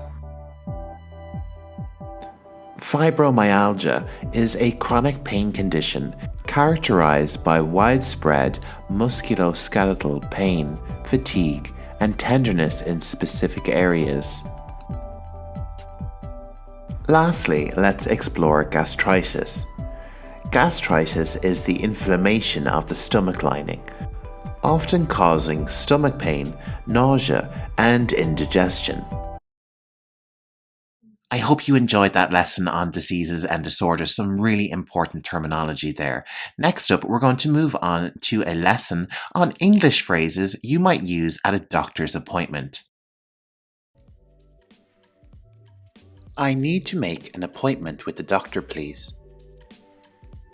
You can use this phrase to request a doctor's appointment politely and efficiently. Try it after me.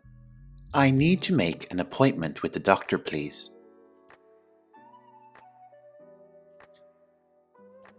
Let's move on to our next phrase. I've been feeling unwell lately. This phrase is how you can express your general discomfort to the doctor clearly. I've been feeling unwell lately. I have a sore throat and a cough. With this phrase, you are describing your symptoms accurately to assist in diagnosis. I have a sore throat and a cough.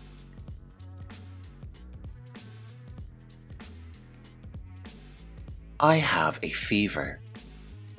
This is what we would say in English if we have a higher than usual body temperature. Repeat after me. I have a fever.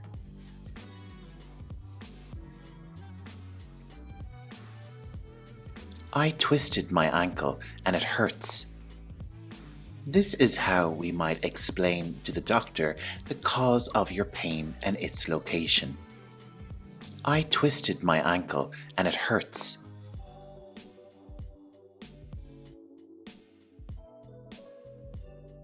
I've had a headache for a few days. This is how you convey the duration of your headache for better evaluation. I've had a headache for a few days.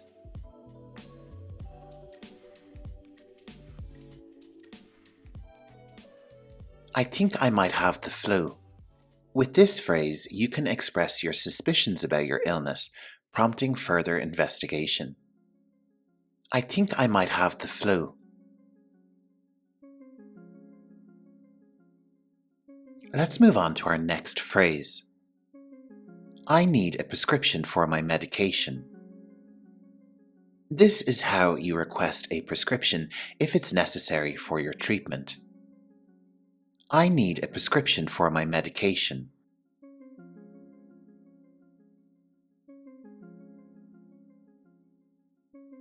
Do I need to take any tests? This is how you might inquire about diagnostic tests that may be required. Do I need to take any tests?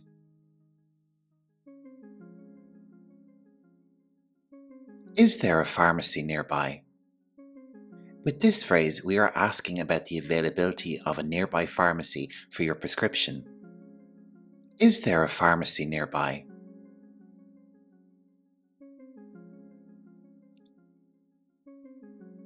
How much will this medication cost? This is how you inquire about the cost of prescribed medications or treatments. How much will this medication cost?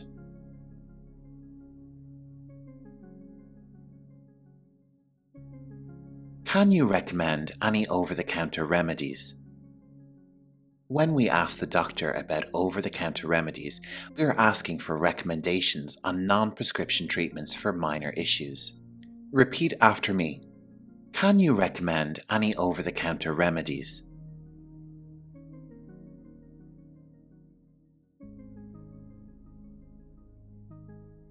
What are the side effects of this medicine? We can use this phrase to learn how to ask about potential side effects of prescribed medications. What are the side effects of this medicine?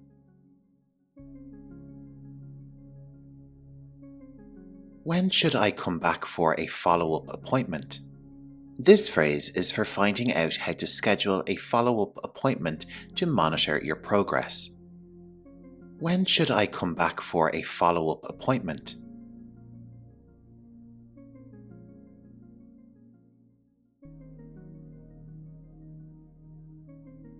Thank you for your help, doctor. And with our final phrase, we can express our gratitude to the doctor for their assistance. Thank you for your help, doctor.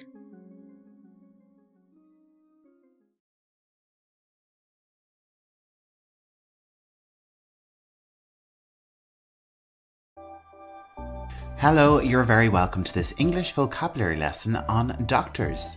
Let's dive right in and have a look at the lesson plan for today's video. So first up, what you need to know is that you'll be learning all about the different types of doctors and their names in English. And of course, this is Learning English Pro, so you'll be learning lots of essential vocabulary relating to each type of doctor. And with this key vocabulary comes essential context. Learn lots of history and important information about the different types of doctors you will learn in this lesson. So it promises to be a really exciting and interesting lesson for you today. So if you're ready, sit back, relax, and let's learn some English on doctors together. Our first type of doctor is a general practitioner.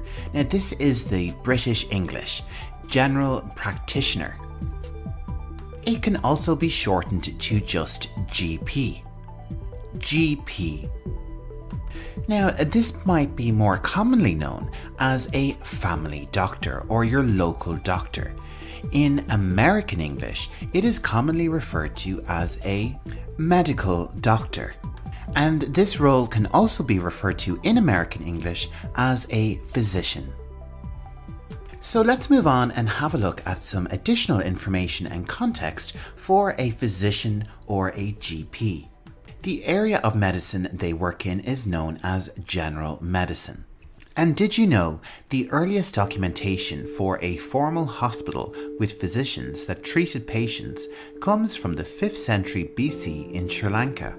Hippocrates, who lived from 460 to 377 BC, is commonly called the father of medicine. He is thought to be one of the first physicians to treat disease as being a result of natural rather than supernatural causes.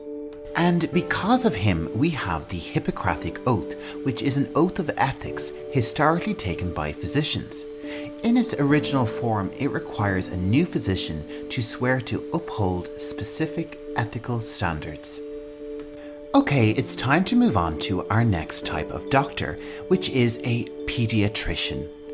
Repeat after me. Pediatrician. So what does a pediatrician do? A pediatrician is a medical doctor who manages overall health for children from birth until age 18. And the area of medicine is called pediatric medicine. And the very first pediatric hospital was opened in Paris, France in 1802. Let's move on to our next type of doctor, a neurologist. Repeat after me. Neurologist. Neurologists are specialists who treat diseases of the brain and spinal cord, peripheral nerves, and muscles. And the field that a neurologist works in is called neurology. Neurologist treats serious conditions like stroke, Alzheimer's disease, and multiple sclerosis. Our next doctor type is a dermatologist. Repeat after me. Dermatologist. And of course, a dermatologist works in the area of dermatology. A dermatologist is a doctor who specializes in conditions involving the skin, hair, and nails. A dermatologist can identify and treat more than 3,000 conditions. These conditions include eczema, psoriasis, and skin cancer, among many others. Next up, we have anesthesiologist. This one's quite tricky. Anesthesiologist. Let's try it one more time. Anesthesiologist. An anesthesiologist works in the area of anesthetics. This provides treatments such as anesthesia, intensive care medicine, critical emergency medicine, and pain medicine. Anesthesia is a state of controlled temporary loss of sensation or awareness that is induced for medical purposes. Our next medical doctor is a dentist. Repeat after me. Dentist. A dentist works in the area of dentistry. A dentist, also known as a dental surgeon, is a surgeon who specializes in dentistry, the diagnosis, prevention, and treatment of diseases and conditions of the mouth. Have you ever thought about who the first dentist was? Heze-Ra is the earliest dentist whose name is known to us. Around 2600 BC in ancient Egypt, he was known as the chief of dentists. Our next doctor type is an oncologist. Repeat after me. Oncologist.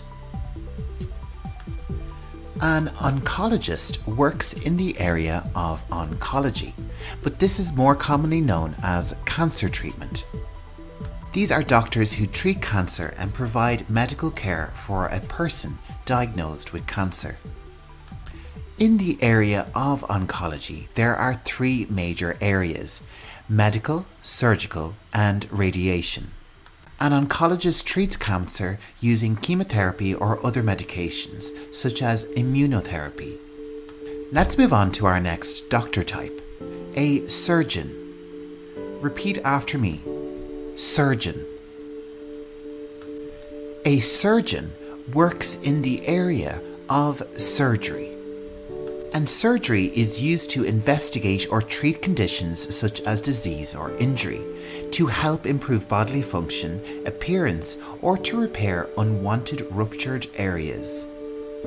If we look back in history, surgery in different forms has been performed by humans for thousands of years.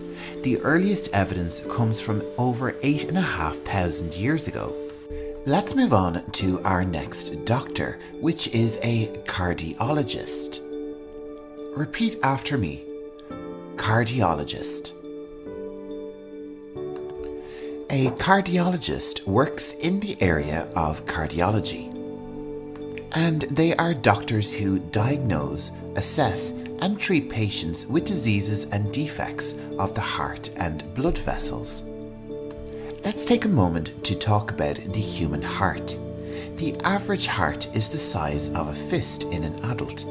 Your heart will beat about 115,000 times each day. It also pumps about 2,000 gallons of blood every day as well. Our next type of doctor is a radiologist. Repeat after me. Radiologist.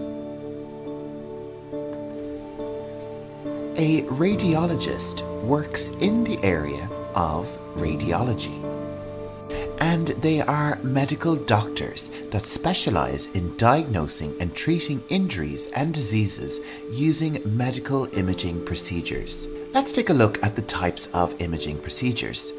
There are X-rays, computed tomography, which is also called a CT scan, magnetic resonance imaging, also called an MRI, positron emission tomography, PET, or an ultrasound. Let's move on to our final doctor of this lesson, a psychiatrist.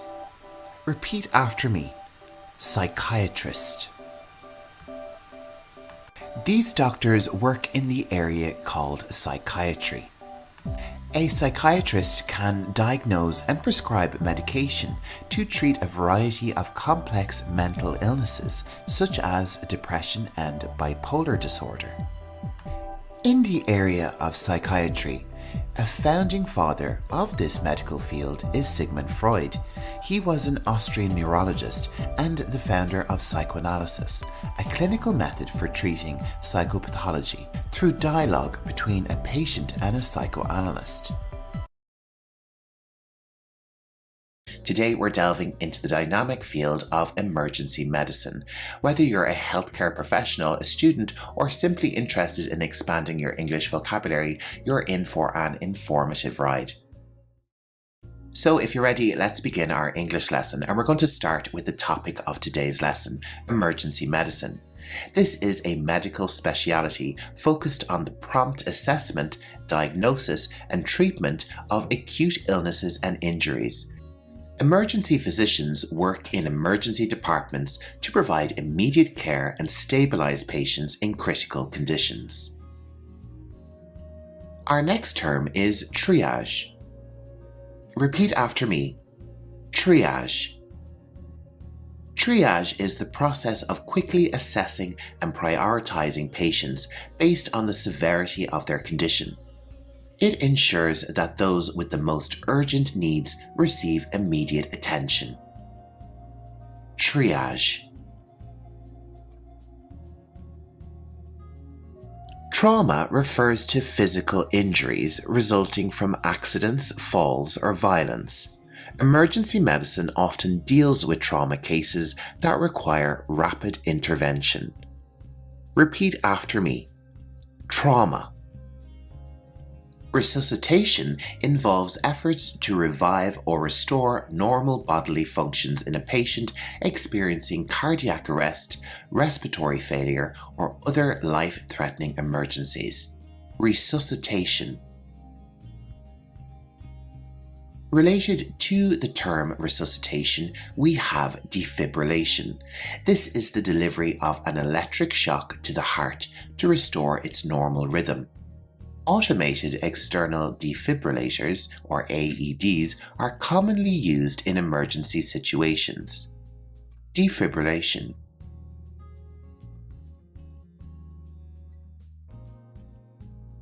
We also have cardiopulmonary resuscitation, often called CPR. This is a life-saving technique that combines chest compressions and rescue breaths to maintain blood circulation and oxygenation in a person whose heart has stopped. Intubation involves inserting a tube into the airway to assist or secure the passage of air into the lungs.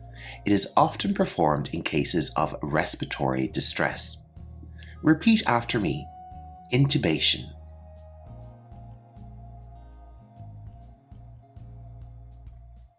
Our next term is epinephrine. Repeat after me. Epinephrine. This can also be known as adrenaline. It is a hormone and medication used in emergency situations to treat severe allergic reactions, also known as anaphylaxis, and cardiac arrest. Let's try it one more time. Epinephrine. Intravenous therapy, or IV therapy for short, involves giving fluids, medications, or blood products directly into a patient's veins, ensuring rapid absorption in emergency situations. So we have intravenous therapy, or the abbreviation is IV therapy. In the context of emergency medicine, shock is a life-threatening condition where insufficient blood flow to vital organs leads to cellular and organ dysfunction. Prompt intervention is crucial to prevent further complications. Shock. Our next term is hemorrhage. A hemorrhage is excessive bleeding, and controlling it is a critical aspect of emergency medical care. Techniques like direct pressure and tourniquets may be used. Repeat after me. Hemorrhage. A fracture is a break or crack in a bone. Emergency medicine addresses fractures with assessments, immobilization, and referral to specialized care. Fracture.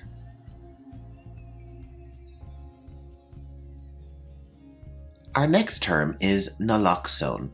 This is a medication used to rapidly reverse opioid overdose by binding to opioid receptors, restoring normal respiration. Naloxone.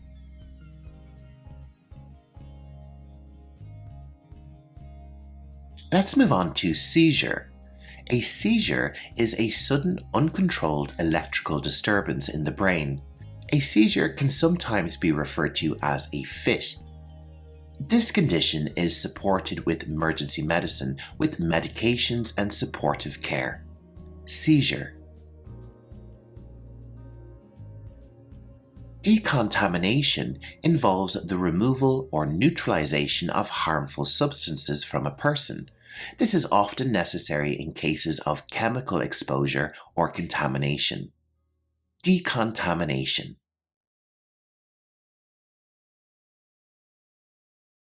In today's lesson, we will explore essential medical examination terminology. Understanding these words is crucial for effective communication in healthcare settings. Our first term is physical examination. This is a thorough assessment of a patient's body to evaluate their overall health. Physical examinations involve checking vital signs, palpating for abnormalities, and visually inspecting the body. Blood pressure measurement is the measurement of the force of blood against the walls of the arteries. Blood pressure is typically recorded as systolic or diastolic pressure in millimeters of mercury. An X-ray is a diagnostic imaging technique that uses electromagnetic radiation to create images of the internal structures of the body. X-rays are commonly used to visualize bones and detect abnormalities in the lungs and other organs. Ultrasound is a non-invasive imaging technique that uses high-frequency sound waves to create real-time images of internal organs. Ultrasounds are often used during pregnancy to monitor fetal development and for abdominal and pelvic examinations. MRI, or magnetic resonance imaging, is a medical imaging technique that uses strong magnetic fields and radio waves to generate detailed images of the body's internal structures. MRIs provide high-resolution images of soft tissues like the brain, spinal cord, and joints. An ECG, or electrocardiogram, is a test that records the electrical activity of the heart over time. These are crucial tests in diagnosing heart conditions by displaying the heart's rhythm and identifying irregularities. The next few terms involve blood and internal examinations, so if you're a little bit squeamish, skip ahead to the time indicated on screen. A blood test is a laboratory analysis of a blood sample to assess for various health markers. Blood tests can reveal information about blood cell counts, cholesterol levels, and the presence of infections or diseases. Endoscopy is a procedure that uses a flexible tube with a camera to examine the interior of organs or body cavities. Endoscopies are commonly performed to inspect the gastrointestinal tract, throat, or bladder. A biopsy is a medical procedure involving the removal of a small sample of tissues or cells from a patient's body for examination under a microscope. Biopsies are performed to diagnose the presence of diseases or conditions such as cancer or infections. Today, we're diving into the fascinating world of healthcare professions. Each of these medical professions play a unique and vital role in the healthcare ecosystem. So if you're ready, let's embark on this journey together. And first up, we have the speech-language pathologist. These are experts in communication and swallowing disorders. They assess, diagnose, and provide therapy to restore effective communication. Speech-language pathologists work with children and adults, helping those with speech, language, voice, and fluency disorders regain their ability to communicate effectively. Next up, we have occupational therapists. They are dedicated to helping individuals regain and improve their abilities to perform daily life activities. Occupational therapists work with patients of all ages who, due to physical, mental, or developmental conditions, need assistance in learning new ways to perform day-to-day activities. Physical therapists specialize in diagnosing and treating injuries and conditions affecting a person's physical movement and function. They use various therapies, exercises, and techniques to aid recovery. Physical therapists design personalized treatment plans for patients, targeting pain relief, improved mobility, and the restoration of function. Our next profession is a radiologic technologist. This medical professional is responsible for performing various medical imaging procedures such as X-rays and MRIs, ensuring the accurate capture of diagnostic images. They play an important role in diagnostic imaging, working closely with patients and physicians to capture high-quality images essential for medical diagnosis and treatment planning. Respiratory therapists specialize in the care of individuals with breathing and cardiopulmonary disorders. They provide critical treatments, therapies, and diagnostic testing to ensure optimal respiratory health. Respiratory therapists work with patients of all ages, from premature infants with underdeveloped lungs to elderly individuals with chronic respiratory conditions. Medical laboratory technicians are the unseen heroes of healthcare, conducting essential tests on patient samples to assist in disease diagnosis and monitoring.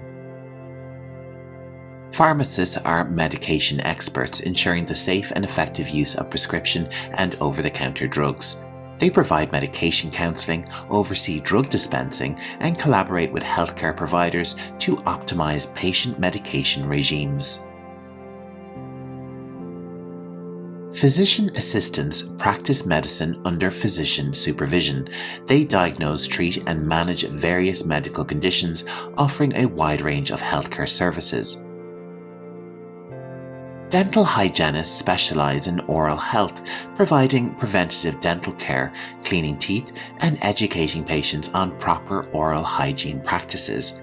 They work closely with dentists to ensure optimal oral health and often perform teeth cleanings, oral examinations, and education on maintaining healthy teeth and gums.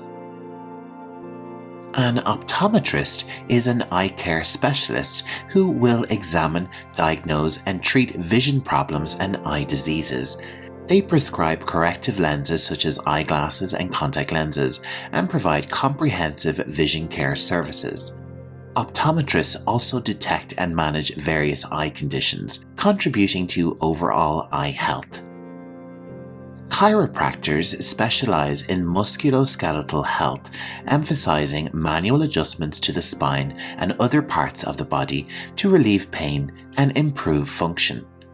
Chiropractors use non-invasive techniques to treat conditions such as back pain, neck pain, and other musculoskeletal issues, often without the need for surgery or medication.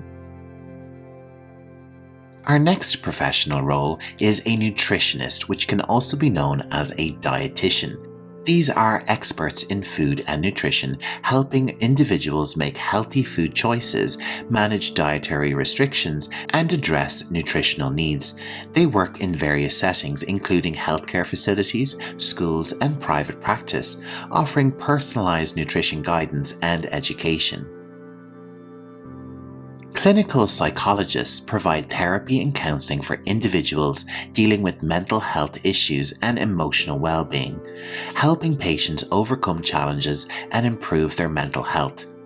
Clinical psychologists use evidence-based approaches to diagnose and treat various psychological conditions, supporting patients on their journey to mental well-being. Medical social workers offer vital support to patients and families, helping them cope with medical conditions and navigate the healthcare system. They provide emotional support, connect patients with necessary resources, and ensure that patients' psychosocial needs are addressed throughout their medical journey. A paramedic, or an EMT stands for Emergency Medical Technicians, are the first responders, delivering emergency medical care and transportation to individuals facing injuries or acute medical conditions. They provide immediate medical intervention, including administering medications, performing life-saving procedures, and transporting patients to medical facilities for further care. An audiologist is a medical professional who specializes in hearing and balance disorders, providing diagnostic evaluations and treatments for patients of all ages. They help individuals with hearing impairments by offering solutions such as hearing aids and assistive listening devices. Prosthesists design, fit, and fabricate prosthetic limbs and braces to help individuals regain mobility and functionality. They work closely with patients to customize and provide these devices, offering improved quality of life. Medical illustrators combine their artistic skills with medical knowledge to create detailed illustrations and visual aids used in medical textbooks, patient education materials, and presentations. They play a crucial role in simplifying complex medical concepts for various audiences. Medical librarians manage and organize medical information and research resources in healthcare settings. They assist healthcare professionals in finding the latest medical literature and research, supporting evidence-based practice. Medical dosimetrists work in radiation oncology, calculating radiation doses and treatment plans for patients undergoing radiation therapy. They collaborate with radiation oncologists and medical physicists to ensure the safe and effective delivery of this treatment.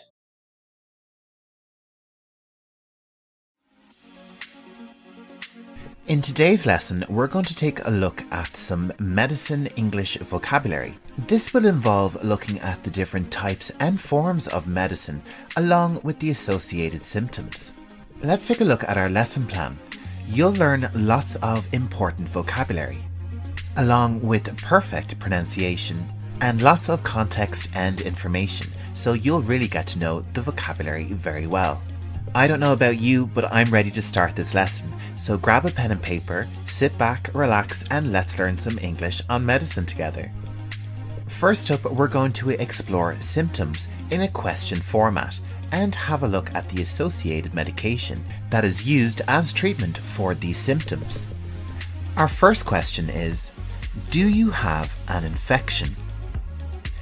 Do you have an infection? If you have a bacterial infection, you will need an antibiotic. Repeat after me. Antibiotic. Another type of infection that is common is a viral infection, an infection by a virus. And we use antiviral medication to treat a viral infection. Antiviral.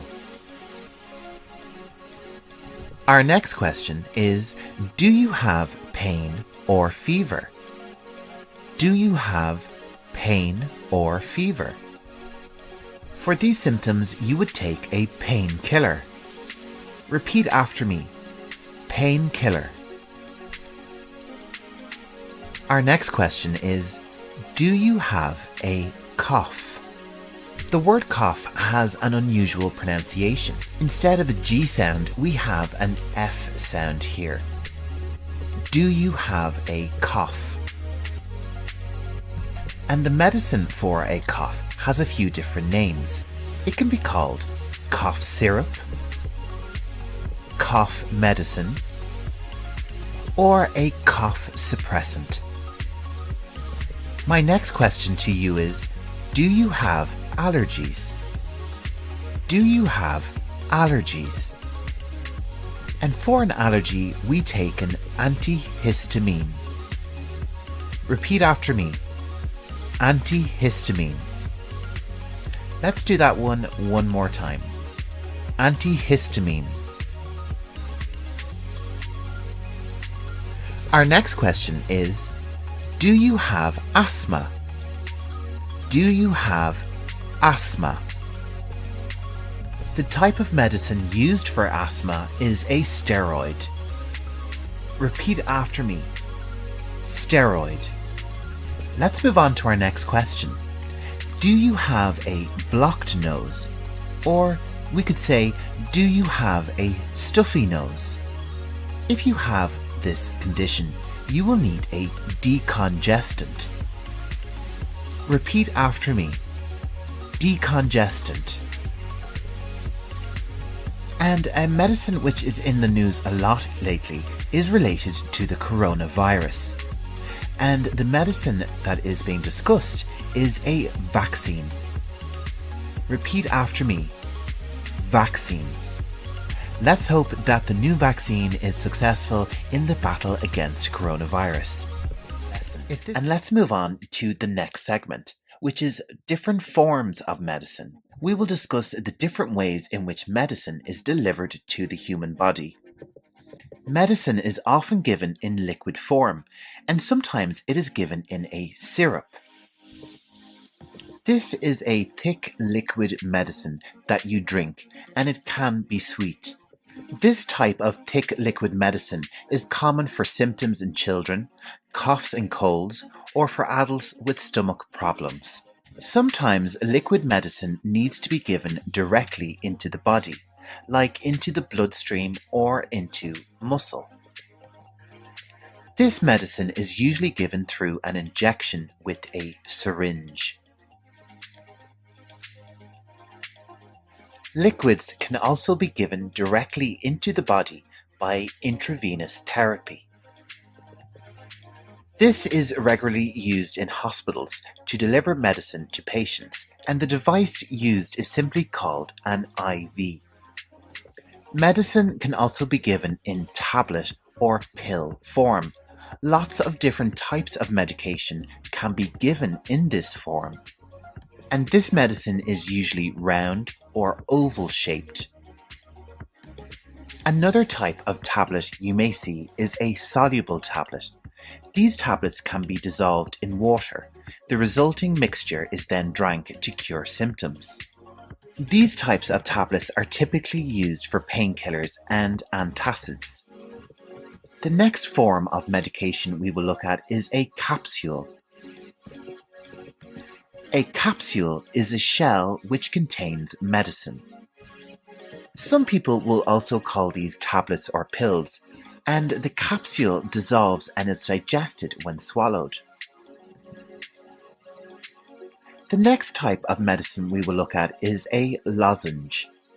A lozenge is a small candy-like medicine that dissolves in your mouth. Lozenges are usually used to help symptoms in the mouth or throat.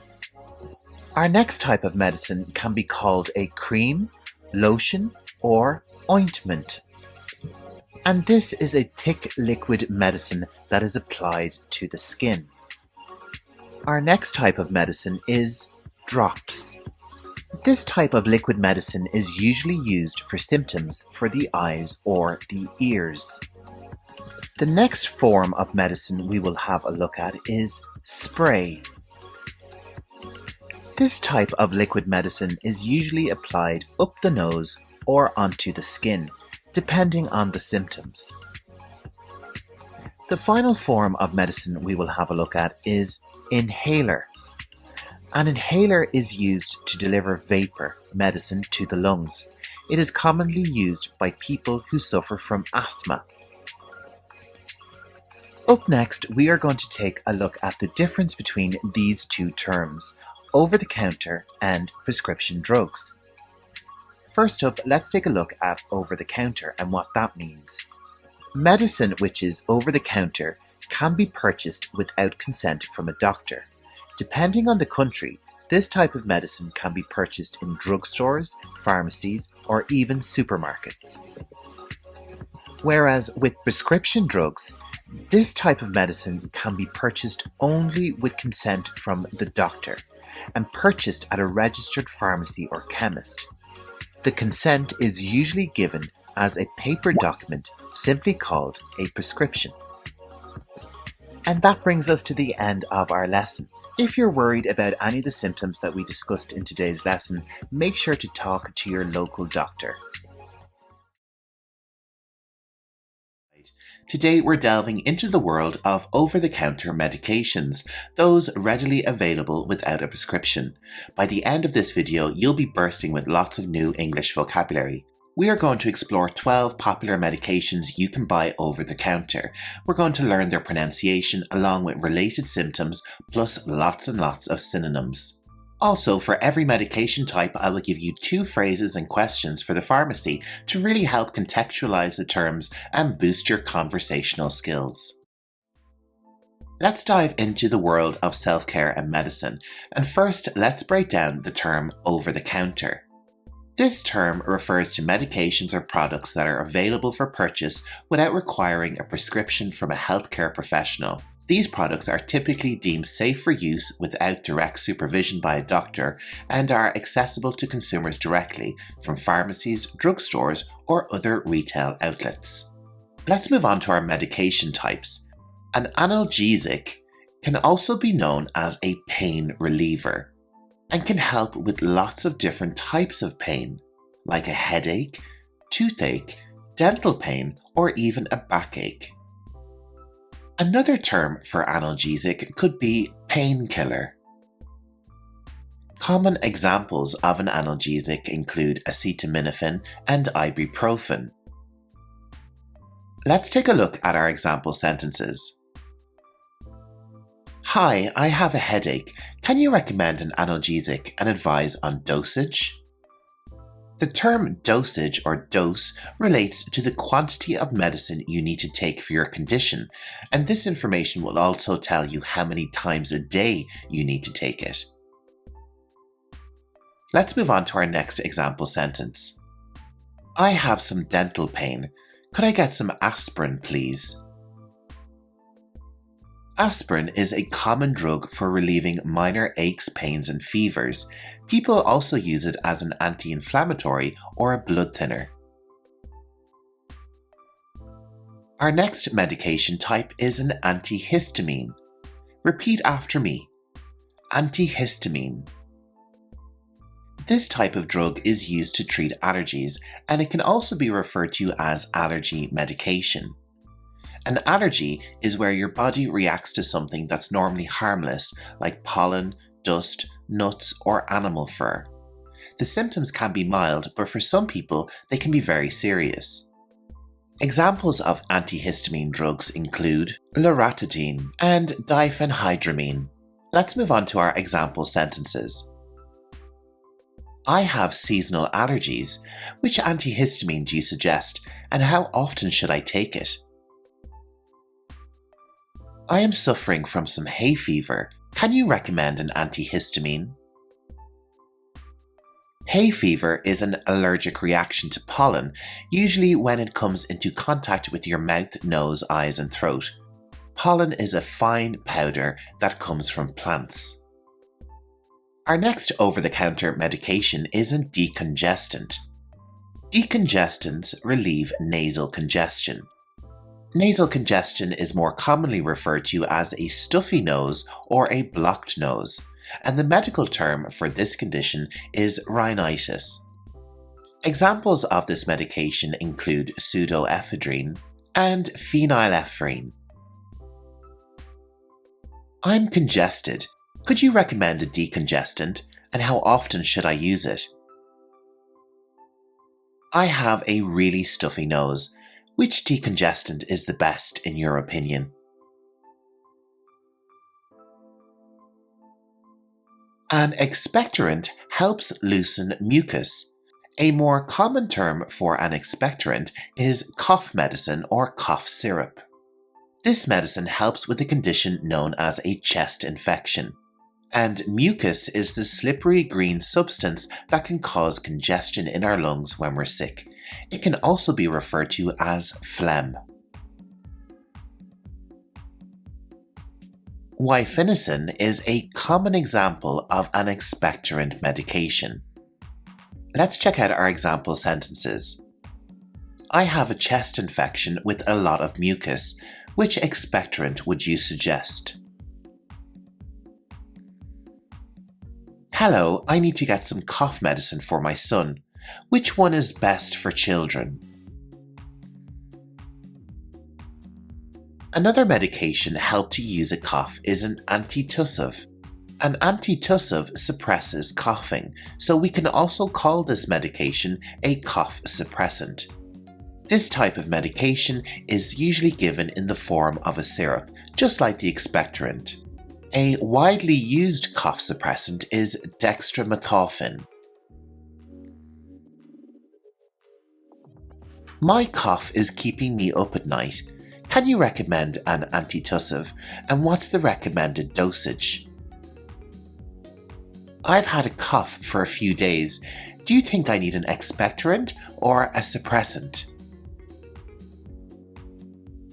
If you're really interested in learning more medical English, you should definitely check out my channel Learning English Pro, where I have a vast assortment of medical-related English vocabulary lessons. Medical-related videos are my most popular topic on YouTube, so I'm constantly adding to this playlist every week. All the links for these videos and playlists are in the video description waiting for you. Antacids neutralize stomach acid, relieving symptoms of indigestion and heartburn. Antacids are available in different forms of medication, such as liquids or chewable tablets. Common examples of antacid include Tums and Maalox. I'm experiencing heartburn. Which antacid is effective, and how many tablets can I take at once?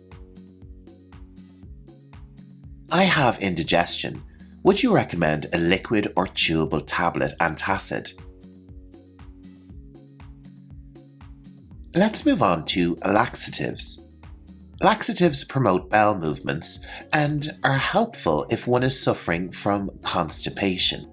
There are lots of different types of laxatives. Common types include stimulants and bulk-forming laxatives. I'm constipated and need a laxative.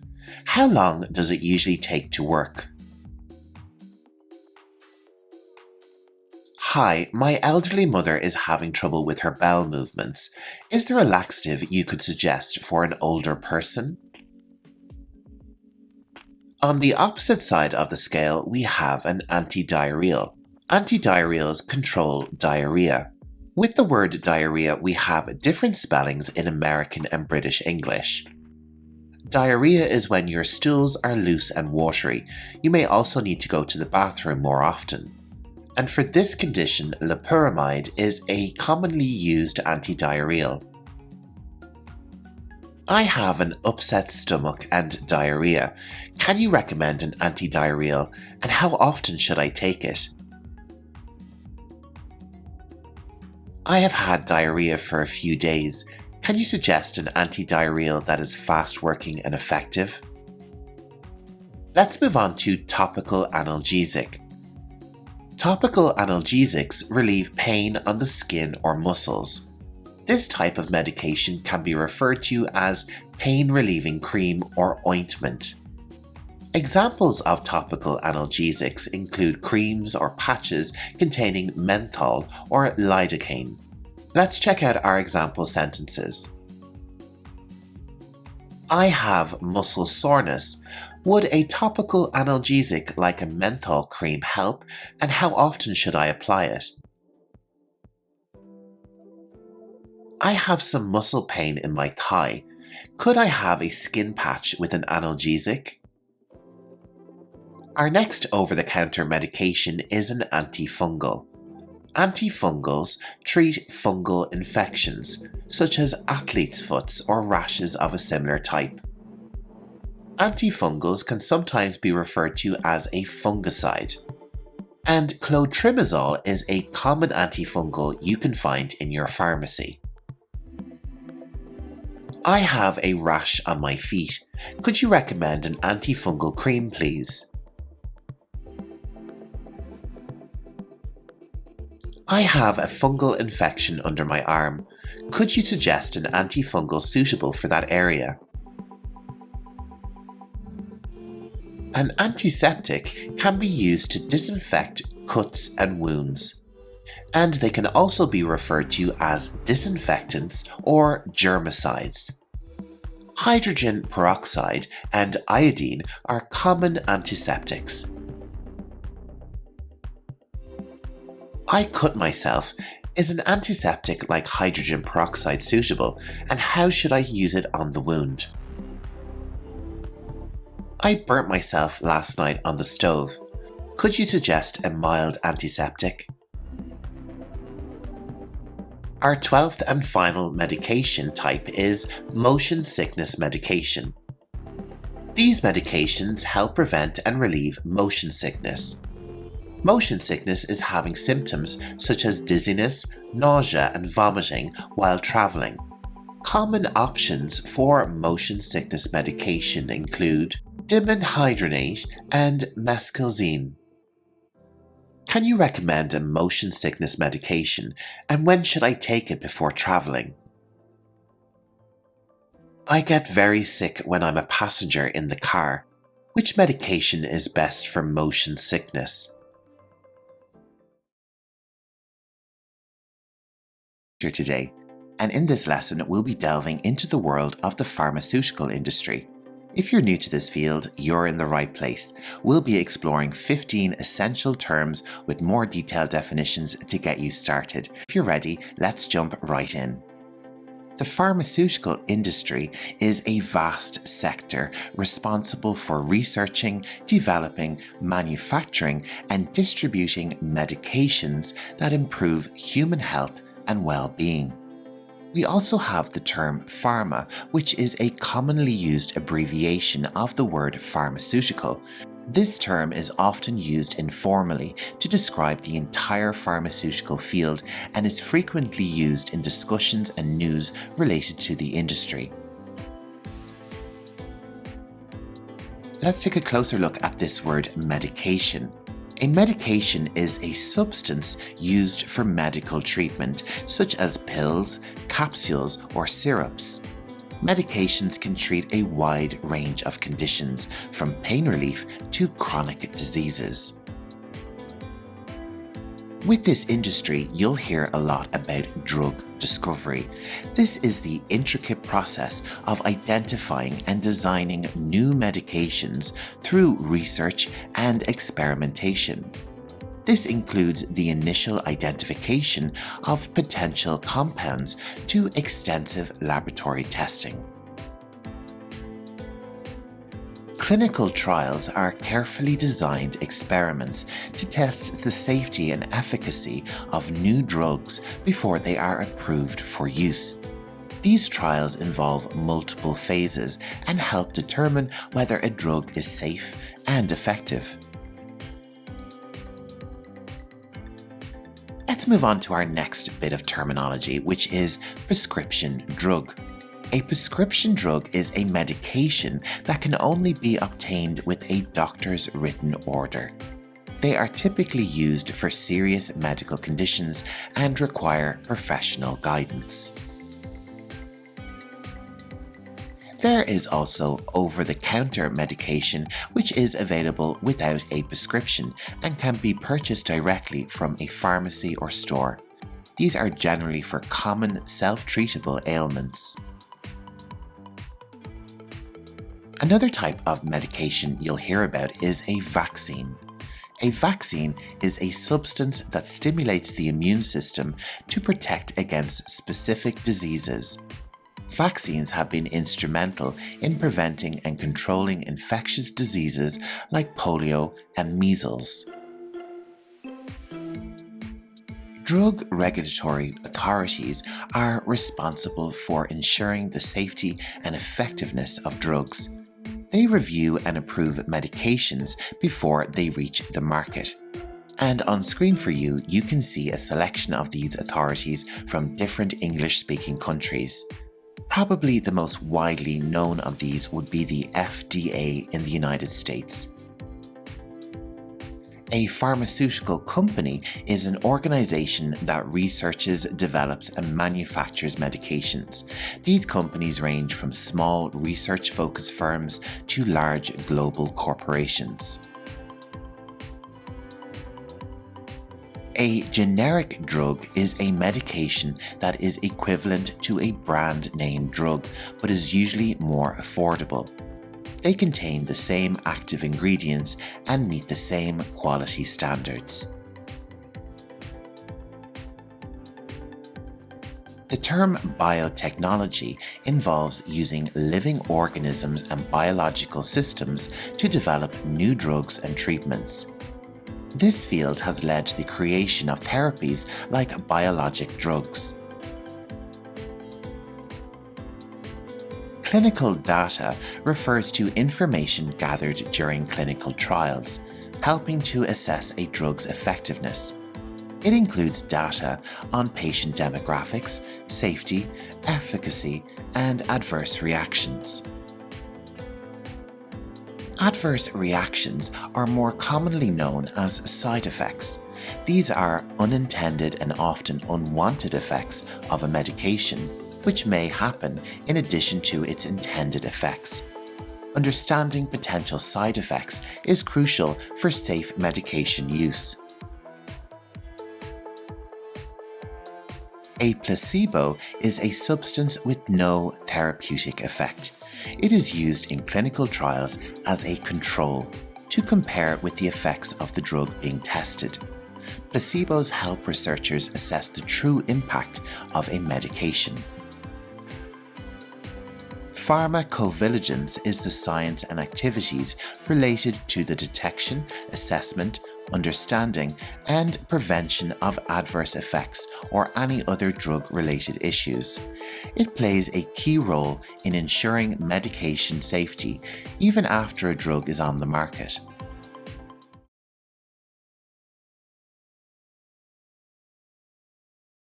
In this English lesson, you will learn phrases for the pharmacy.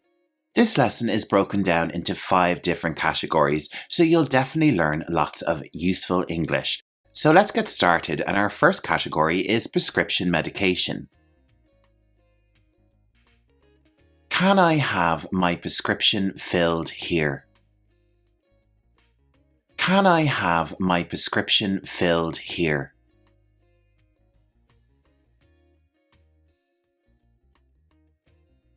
How should I take this medication? How should I take this medication?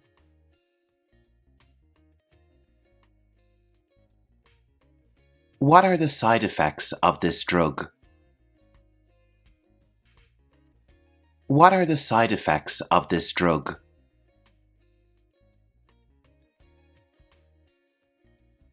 Is this medication safe with my allergies? Is this medication safe with my allergies?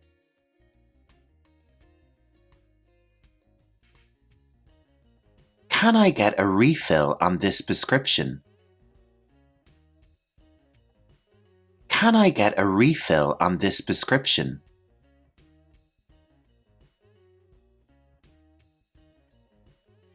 What should I do if I miss a dose? What should I do if I miss a dose?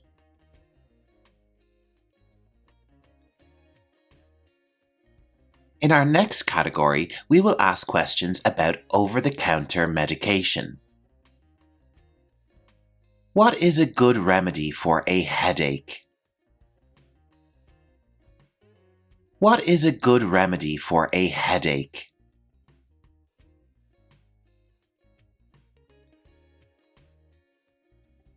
Do you have something for cold symptoms? Do you have something for cold symptoms? Can you recommend an allergy relief medicine? Can you recommend an allergy relief medicine? Is there an over-the-counter drug for coughs? Is there an over-the-counter drug for coughs?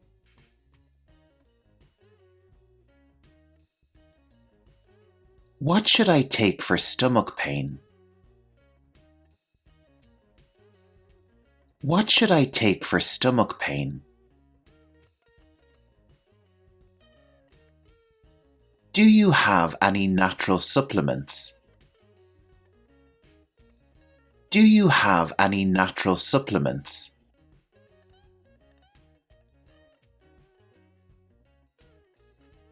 Our third set of phrases and questions relate to general health queries.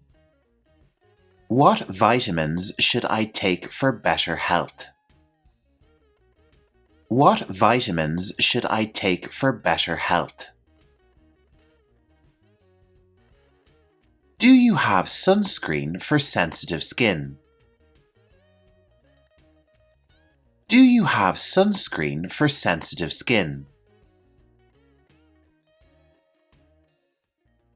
What are the best products for skincare? What are the best products for skincare?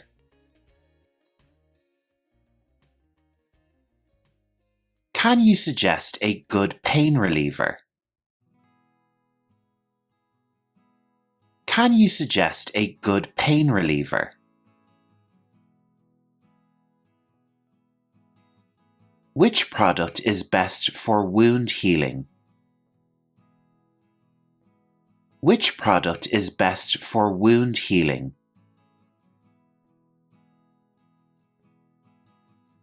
How do I check my blood pressure? How do I check my blood pressure? Let's move on to our fourth category, which is queries about pharmacy services. Do you offer flu shots here? Do you offer flu shots here? Can I schedule a health checkup?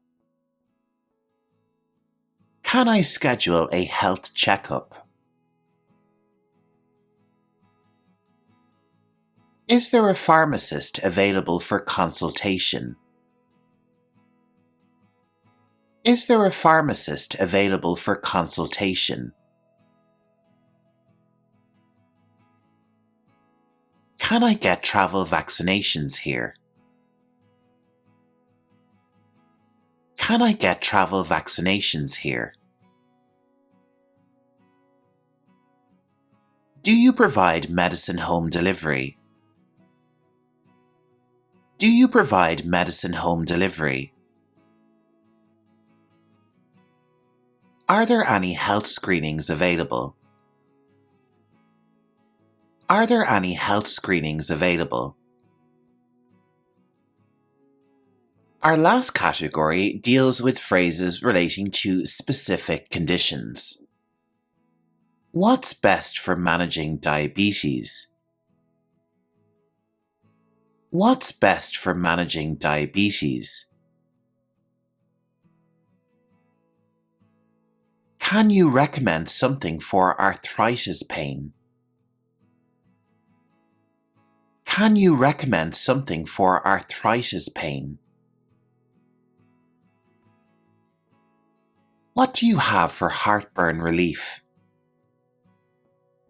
What do you have for heartburn relief? Is there an effective treatment for insomnia? Is there an effective treatment for insomnia?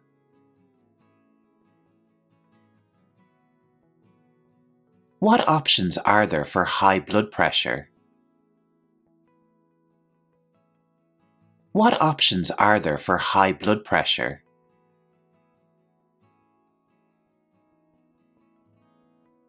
Do you have products for asthma relief?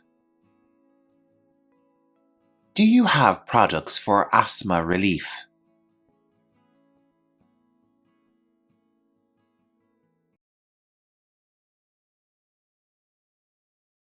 Get ready to learn lots of new English vocabulary on pregnancy. Let's take a look at our lesson plan for this video. In this lesson, you will learn lots of key vocabulary, and you'll learn the pronunciation and meaning of each word.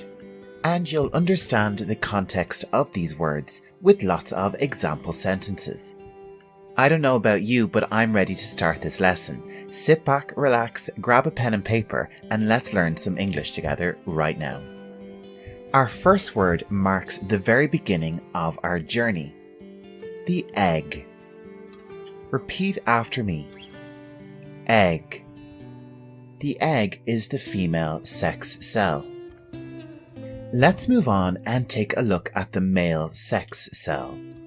Sperm. Repeat after me. Sperm. The moment the two sex cells come together in intercourse is called conception. Repeat after me. Conception.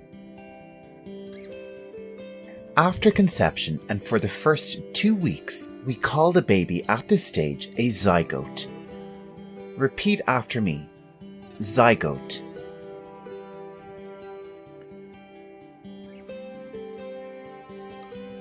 After the first 2 weeks and until the 8th week, we call the baby an embryo. Repeat after me. Embryo. After the 8th week and until birth, the baby is referred to as the fetus. Repeat after me. Fetus. The baby is connected to the mother by the umbilical cord. Repeat after me. Umbilical cord. And the baby is fed through the placenta. Repeat after me. Placenta. When a person is carrying a baby, we say that they are pregnant. Repeat after me. Pregnant.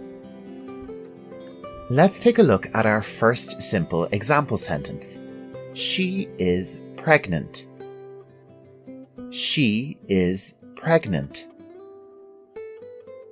A common idiom we use to describe pregnant women is expecting a baby. Expecting a baby. Let's take a look at this idiom in an example sentence. She is expecting a baby. She is expecting a baby. And there is a similar idiom, having a baby. Having a baby. You could say, she is having a baby. She is having a baby. A lot of people discover they are pregnant by using a pregnancy test. Repeat after me. Pregnancy test. Some people have difficulty conceiving naturally. They may use in vitro fertilization. This is more commonly known as IVF. Repeat after me. IVF. Another method used by couples who are experiencing difficulty having a baby is surrogacy. Let's take a look at the definition. Surrogacy is an arrangement, often supported by a legal agreement, whereby a woman agrees to bear a child for another person or persons, who will become the child's parent after birth. The embryo or baby is implanted in the uterus of the surrogate mother, who carries the baby until birth. So the surrogate is the person who carries the baby for another couple or person. An example sentence is, they are having a baby by surrogacy. They are having a baby by surrogacy. If this is your first time visiting my channel, Learning English Pro, you're very welcome. My name is Jer, and I hope you're really enjoying this lesson. Please take the time to like this video and subscribe to my YouTube channel. Coming up next in our vocabulary, we'll be taking a look at the symptoms of pregnancy. A symptom which is commonly referred to in English-speaking culture is morning sickness. Repeat after me. Morning sickness. This can also be called nausea. Repeat after me. Nausea. Another symptom of pregnancy is fatigue. Repeat after me. Fatigue. This could also be called tiredness. Another symptom which may be experienced is swollen breasts. Swollen breasts. And just when you think it couldn't get any worse, women can also suffer from increased urination. Increased urination. As the baby grows in a woman's belly, we call the bigger area the baby bump. Repeat after me. Baby bump. And with a baby bump comes the need for new clothing. The clothing that is needed for pregnant women is called maternity wear or maternity clothing. If you were looking in a store, you could say, "Do you have maternity wear in this store?" Another aspect for a growing stomach in pregnancy is stretch marks. Repeat after me. Stretch marks. And it is quite common to use some form of skin lotion to help combat the appearance of stretch marks. The duration of a pregnancy is usually 40 weeks or 9 months. And the day a baby is expected is called the due date. Due date. As the due date approaches, a woman may experience labour. These are the pains and discomfort that come along when the baby is arriving. Labour. We would say, she is in labour. She is in labour. A nurse which helps mothers in this time is called a midwife. Repeat after me. Midwife. And the event of a baby's arrival is called the birth. Repeat after me. Birth. So very shortly in the video, we'll be seeing some live footage of a birth. So if you're a bit squeamish, skip ahead about 50 seconds and you should miss it. When a baby is born without any medical intervention, it is called a natural birth. Natural birth. Sometimes babies will be born through a surgical method called a caesarean section. Repeat after me. Caesarean section. This is often shortened to just C-section. C-section. Or it may be called a caesarean birth. One more time. Caesarean birth. Also commonly used is a local anesthetic during the birth process. This is more commonly known as an epidural. Repeat after me. Epidural. And can you believe it's our last word and the result of a pregnancy? Newborn. Repeat after me. Newborn.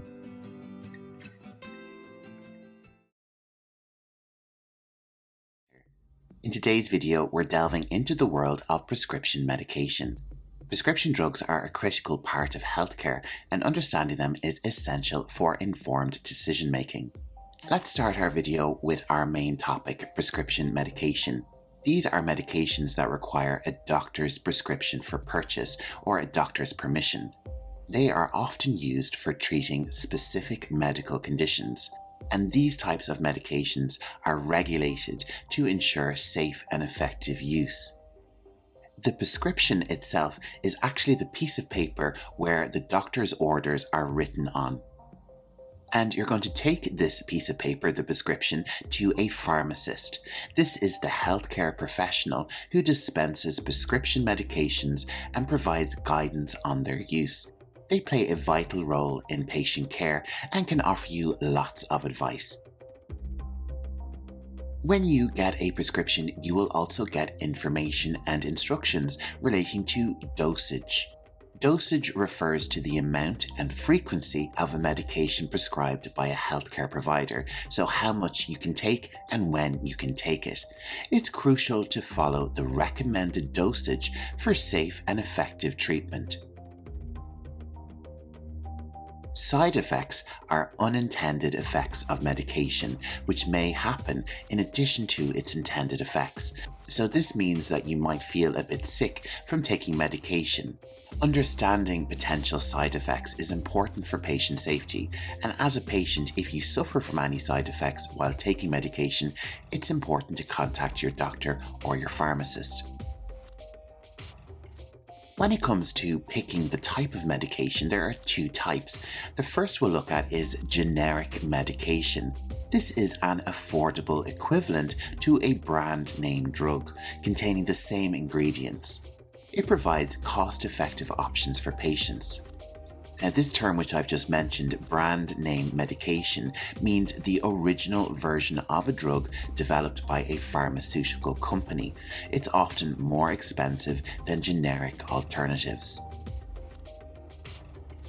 If you are unable for some reason to get prescription medication, you might be able to use over-the-counter medication. This is available without a prescription and can be purchased directly from a pharmacy or a store like a supermarket sometimes. These are typically used for common self-treatable illnesses and ailments. Our next term is drug interactions. These happen when one medication affects the action of another, so these can happen to people who have to take lots of different types of medications. Understanding potential interactions is really crucial to avoid adverse effects. Adverse reactions or adverse effects are unexpected and harmful effects caused by medication. They're like really extreme side effects. They can range from mild to severe and require immediate medical attention. A prescription refill allows patients to obtain additional doses of their prescribed medication. It's essential to follow refill instructions and schedules. Depending on the country, you can sometimes ring your pharmacist for a prescription refill, or you may need to contact your doctor. Next up, we're going to have a look at two different organizations, the FDA in the United States and the MHRA in the United Kingdom. These are drug regulatory authorities responsible for ensuring the safety and effectiveness of prescription drugs. The medication label provides important information about a prescription drug. This can include dosing instructions, side effects, and usage precautions. When you receive your prescription medication, it generally comes with a patient information leaflet. This document offers comprehensive information about the drug, its effects, and safety guidelines. It's a good idea to give it a read over before you take your prescription medication for the first time.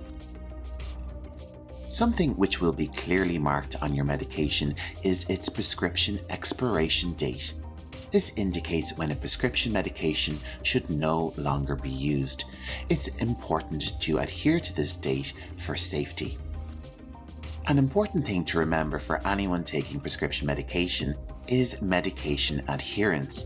This is the practice of taking prescription drugs as directed by a healthcare provider, like a doctor, nurse, or pharmacist, and this helps you to achieve the intended therapeutic effect.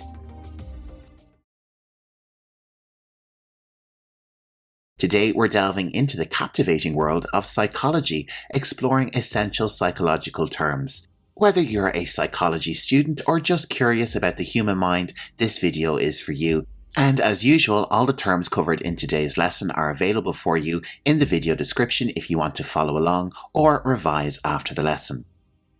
So let's get started with our first term, which is the topic of our lesson, psychology. Psychology is the scientific study of the human mind and behavior. It seeks to understand and explain our thoughts, feelings, and actions. Psychology. Next up, we have the word behavior, which has different spellings in American and British English. Behavior encompasses all actions and reactions of an individual or organism, from simple reflexes to complex interactions. Behavior. Now let's explore cognition. Cognition refers to mental processes such as perception, thinking, reasoning, and problem solving. Repeat after me. Cognition. Emotion is our next term.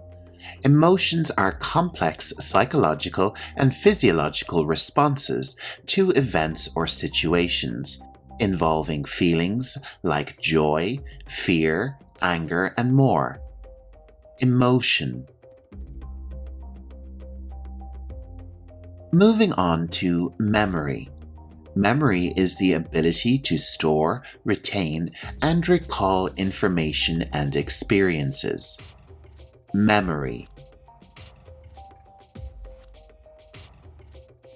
Consciousness is the awareness of one's thoughts, feelings, and surroundings at any given moment. Consciousness. Next, we have perception. Perception is the process of interpreting sensory information to understand and make sense of the world. Perception. Stress is a psychological and physiological response to challenging situations, often leading to feelings of tension or anxiety. Stress. Now, motivation. Motivation is the internal or external drive that initiates, directs, and sustains behavior towards a goal. Motivation. Personality is a unique set of enduring characteristics, behaviors, and traits that define an individual. Personality. Moving on to intelligence. Intelligence is the capacity to learn, reason, and solve problems effectively. Intelligence. Our next term is abnormal psychology. This is the study of atypical behaviors and psychological disorders, aiming to understand and treat them. Abnormal psychology. Therapy refers to the various treatments and interventions used by psychologists and mental health professionals to help individuals improve their psychological well-being. Therapy. Our next term is social psychology. This focuses on how individuals are influenced by social interactions and the impacts of groups on behavior and attitudes. social psychology. We also have developmental psychology. This type of psychology examines the psychological growth and changes that happen from infancy to old age. Developmental psychology. The word I've already mentioned is anxiety. Anxiety is a state of uneasiness or worry, often accompanied by physical symptoms such as increased heart rate and restlessness. Repeat after me. Anxiety.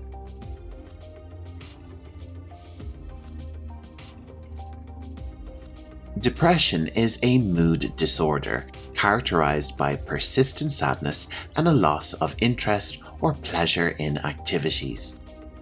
Depression.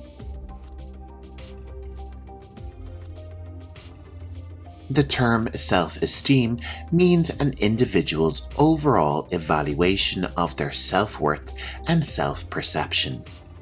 Self-esteem. Schizophrenia is a severe mental disorder characterized by disorganized thinking, hallucinations, and a loss of contact with reality. Repeat after me. Schizophrenia. Psychotherapy is a form of treatment involving psychological techniques and talking to a trained therapist to address emotional and mental health issues. Psychotherapy.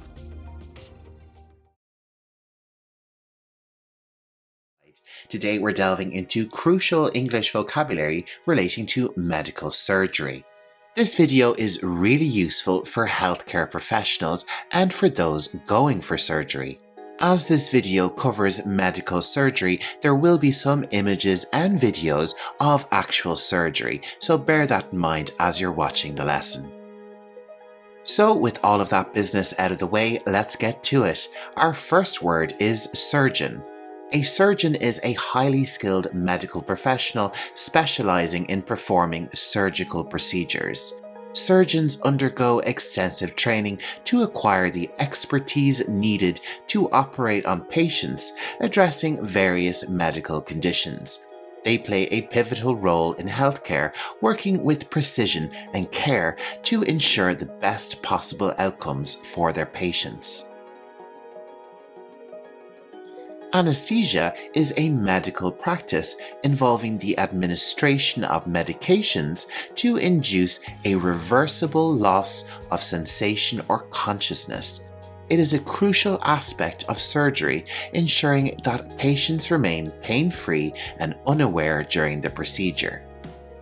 An anesthesiologist is a specialized medical doctor responsible for providing anesthesia and monitoring the patient's vital signs during surgery. They play a critical role in ensuring the patient's safety and comfort throughout the entire surgical process. It's important to note that there are two different types of anesthesia. General anesthesia, which involves inducing a state of controlled unconsciousness in a patient, or local anesthesia. This is a technique used to numb a specific part of the body, allowing the patient to remain conscious during surgery while preventing pain in the targeted area. This is the type of anesthesia you'll get at your dentist. Next up, we have the scalpel. This is a precision surgical instrument with a small, sharp blade used by surgeons to make precise incisions during medical procedures. The design of the scalpel allows for controlled and accurate cutting, minimizing tissue damage and facilitating the surgeon's ability to navigate delicate anatomical structures. And the word incision refers to the deliberate cut made with the scalpel to access a specific area of the body during a medical procedure. The size and location of the incision depend on the nature of the surgery, and skilled surgeons take great care to make incisions that promote optimal healing and minimize scarring. The incision site is the specific area on the patient's body where the surgical incision is made. Proper preparation and care are taken to ensure the cleanliness and sterilization of the incision site before surgery, and this helps to prevent infections and promote a smooth healing process. Sutures are stitches or materials used by surgeons to sew the edges of an incision together after a surgical procedure. Suture is also a verb. You can suture a wound. The materials used for a suture vary in composition, and the choice of suture depends on factors such as type of surgery, the location of the incision, and the desired outcome of the wound healing process. Preoperative is a term that refers to the period before surgery, when medical professionals conduct assessments, prepare the patient, and provide necessary information about the upcoming procedure. This phase includes obtaining informed consent, which we'll discuss in a moment, conducting medical tests, and ensuring the patient is physically and mentally ready for surgery. Post-operative encompasses the period after surgery, focusing on the patient's recovery and the monitoring of any potential complications.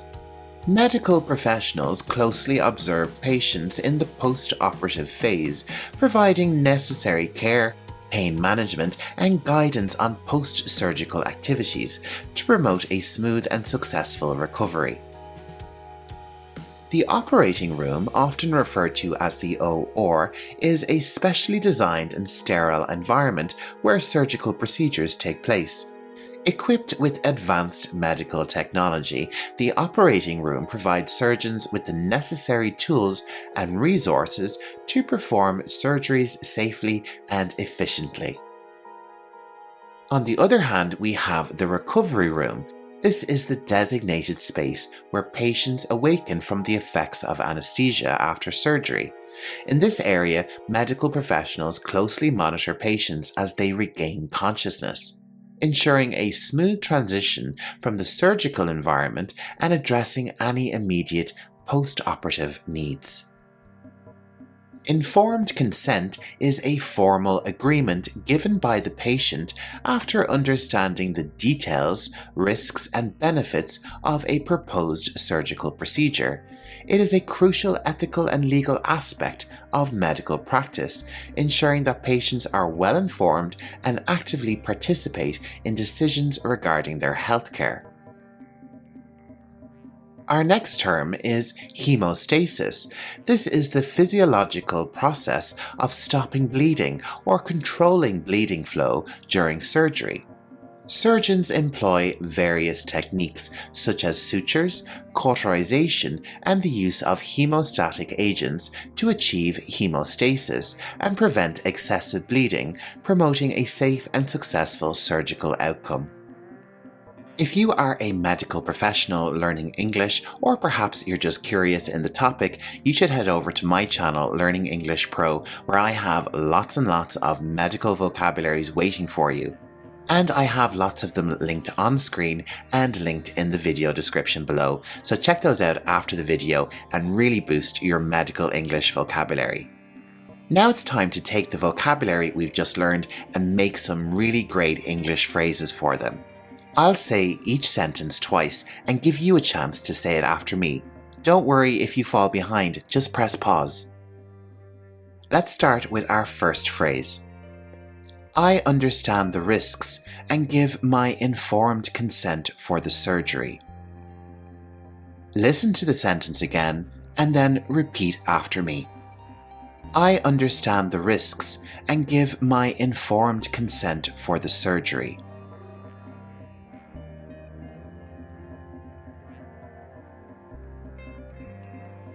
Okay, let's move on to our next sentence. The anesthesiologist will discuss the type of anesthesia you'll receive. The anesthesiologist will discuss the type of anesthesia you'll receive.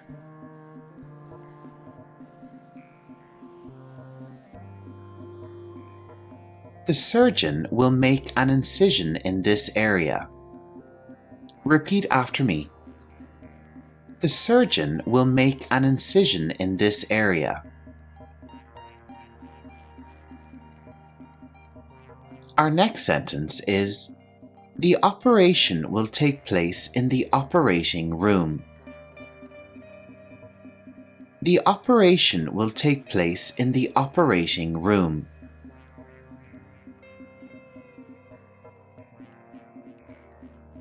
You'll be under general anesthesia during the surgery. You'll be under general anesthesia during the surgery.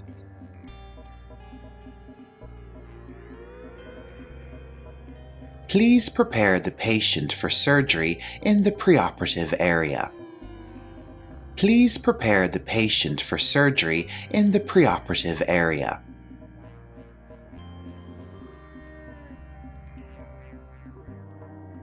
The incision site will be cleaned and sterilized before the procedure. Repeat after me. The incision site will be cleaned and sterilized before the procedure.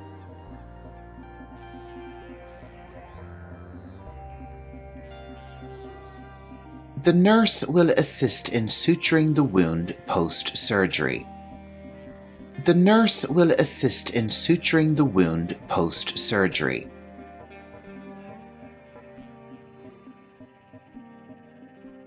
The recovery room is where you'll wake up after the operation. Repeat after me. The recovery room is where you'll wake up after the operation.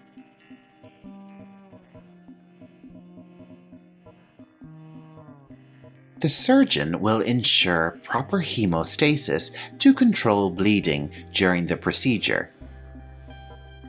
The surgeon will ensure proper hemostasis to control bleeding during the procedure.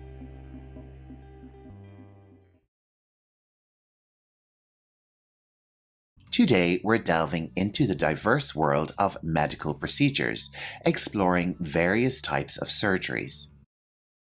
Now, a word of warning. In this lesson, you will see scenes of surgeries and human anatomy. Some scenes are not for the squeamish, so please bear that in mind as we embark on our lesson. So let's get started, and this promises to be quite a difficult lesson for English pronunciation, so we're going to take some of the words quite slowly.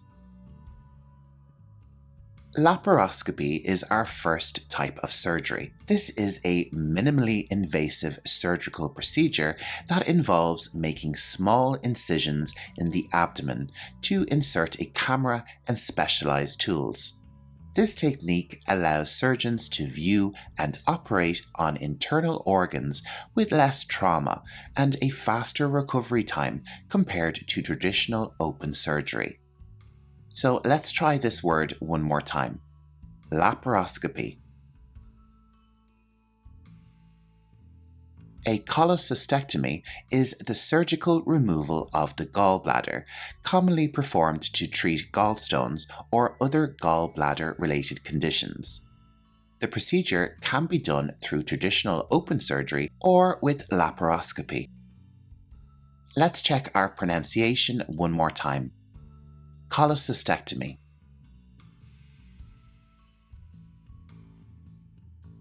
Our next surgery type is a bit easier to pronounce. Vascular surgery. This focuses on treating conditions affecting the blood vessels, such as arteries and veins. Surgeons in this field address issues like aneurysms, blockages, and vascular malformations, employing both open and minimally invasive techniques. Vascular surgery. Our next term is appendectomy. This is the surgical removal of the appendix, often necessary when it becomes inflamed or infected, a condition known as appendicitis. This procedure is typically performed urgently to prevent complications. Repeat after me. Appendectomy. A hysterectomy involves the surgical removal of the uterus and sometimes the cervix. This procedure is performed for various reasons, including treating conditions such as uterine cancer, fibroids, or severe endometriosis. Hysterectomy. And our next surgery type is endoscopy. Endoscopy is a diagnostic or therapeutic procedure that uses a flexible tube with a light and camera to visualize the interior of organs or cavities. It is valuable for detecting abnormalities and performing minimally invasive interventions.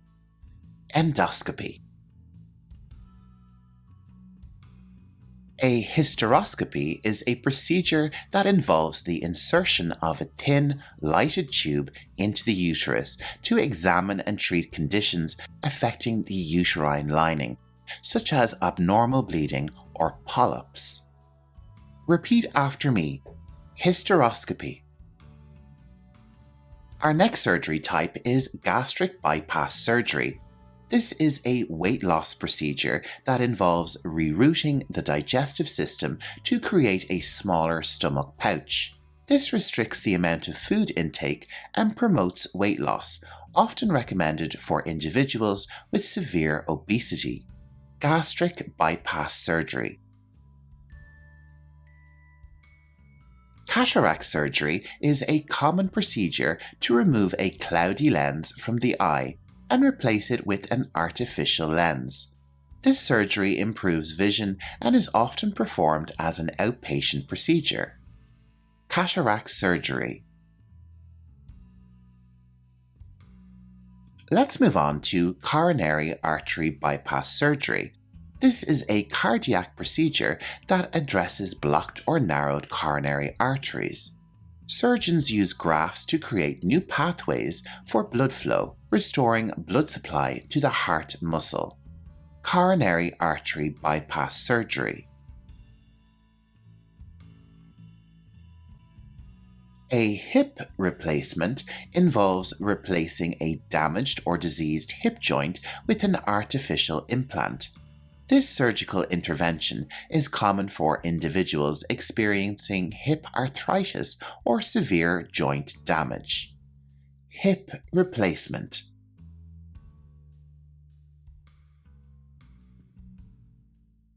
A tonsillectomy is the surgical removal of the tonsils, often performed to address recurrent tonsillitis or other throat-related issues. The procedure is more common in children, but can be performed at any age. Repeat after me. Tonsillectomy. Our next surgical term is a bit tricky. Carotid endarterectomy. This is a surgical procedure to remove plaque or blockages from the carotid arteries, which supply blood to the brain. This helps prevent strokes to improve blood flow. Carotid endarterectomy. A caesarean section or C-section is a surgical delivery method in which a baby is delivered through an incision made in the mother's abdominal and uterine walls. It is performed when a vaginal delivery poses a risk to the mother or baby. Caesarean section or C-section. A breast biopsy is a diagnostic procedure involving the removal of a sample of breast tissue for examination. It helps in determining the presence of cancer or other breast abnormalities. Breast biopsy. Fancy learning English like a pro and testing your advanced English skills? Well, head over to the community tab on my page and test yourself in the Learning English Pro Advanced English Quiz. Every day you can test your English vocabulary knowledge with a tricky question. And in the community tab, you'll also see lots of additional Learning English Pro learning content. Cystoscopy is a procedure that involves using a thin tube with a camera to examine the interior of the bladder and urethra. It aids in diagnosing and treating various urinary tract conditions. Repeat after me. Cystoscopy.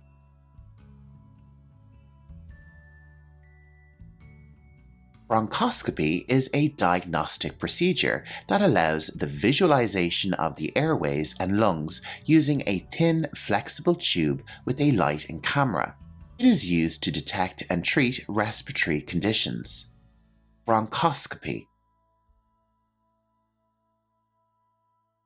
Our next surgical term is probably the longest word I've ever encountered doing Learning English Pro videos. But if you break it down bit by bit, it's actually quite easy to say. Let's try it slowly first. Esophago-gastro-duodenoscopy. Let's do it one more time. Esophago-gastro-duodenoscopy.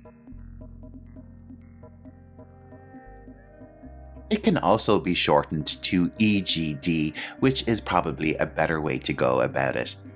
EGD is a procedure that involves the insertion of a flexible tube into the esophagus, stomach, and duodenum. It is commonly used to diagnose and treat conditions affecting the upper gastrointestinal tract. So let's try that big long word one more time. Esophago-gastro-duodenoscopy.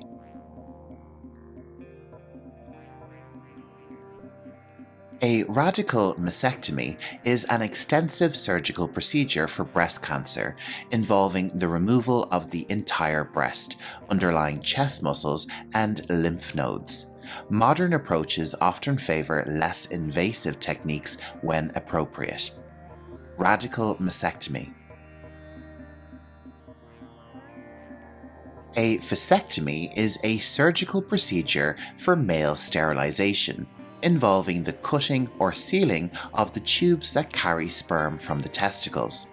This results in the prevention of sperm from reaching semen, making a man unable to father children. Vasectomies are a safe and effective method of permanent contraception and are done as an outpatient procedure. Vasectomy. And that wraps up our English Masterclass on medical terms and phrases. Well done if you stuck out through the entire video. You've learned a tremendous amount of medical English by watching this video. Make sure to share it with friends and colleagues who might benefit from watching these lessons. And don't forget to subscribe to Learning English Pro. I publish new medical English lessons all the time.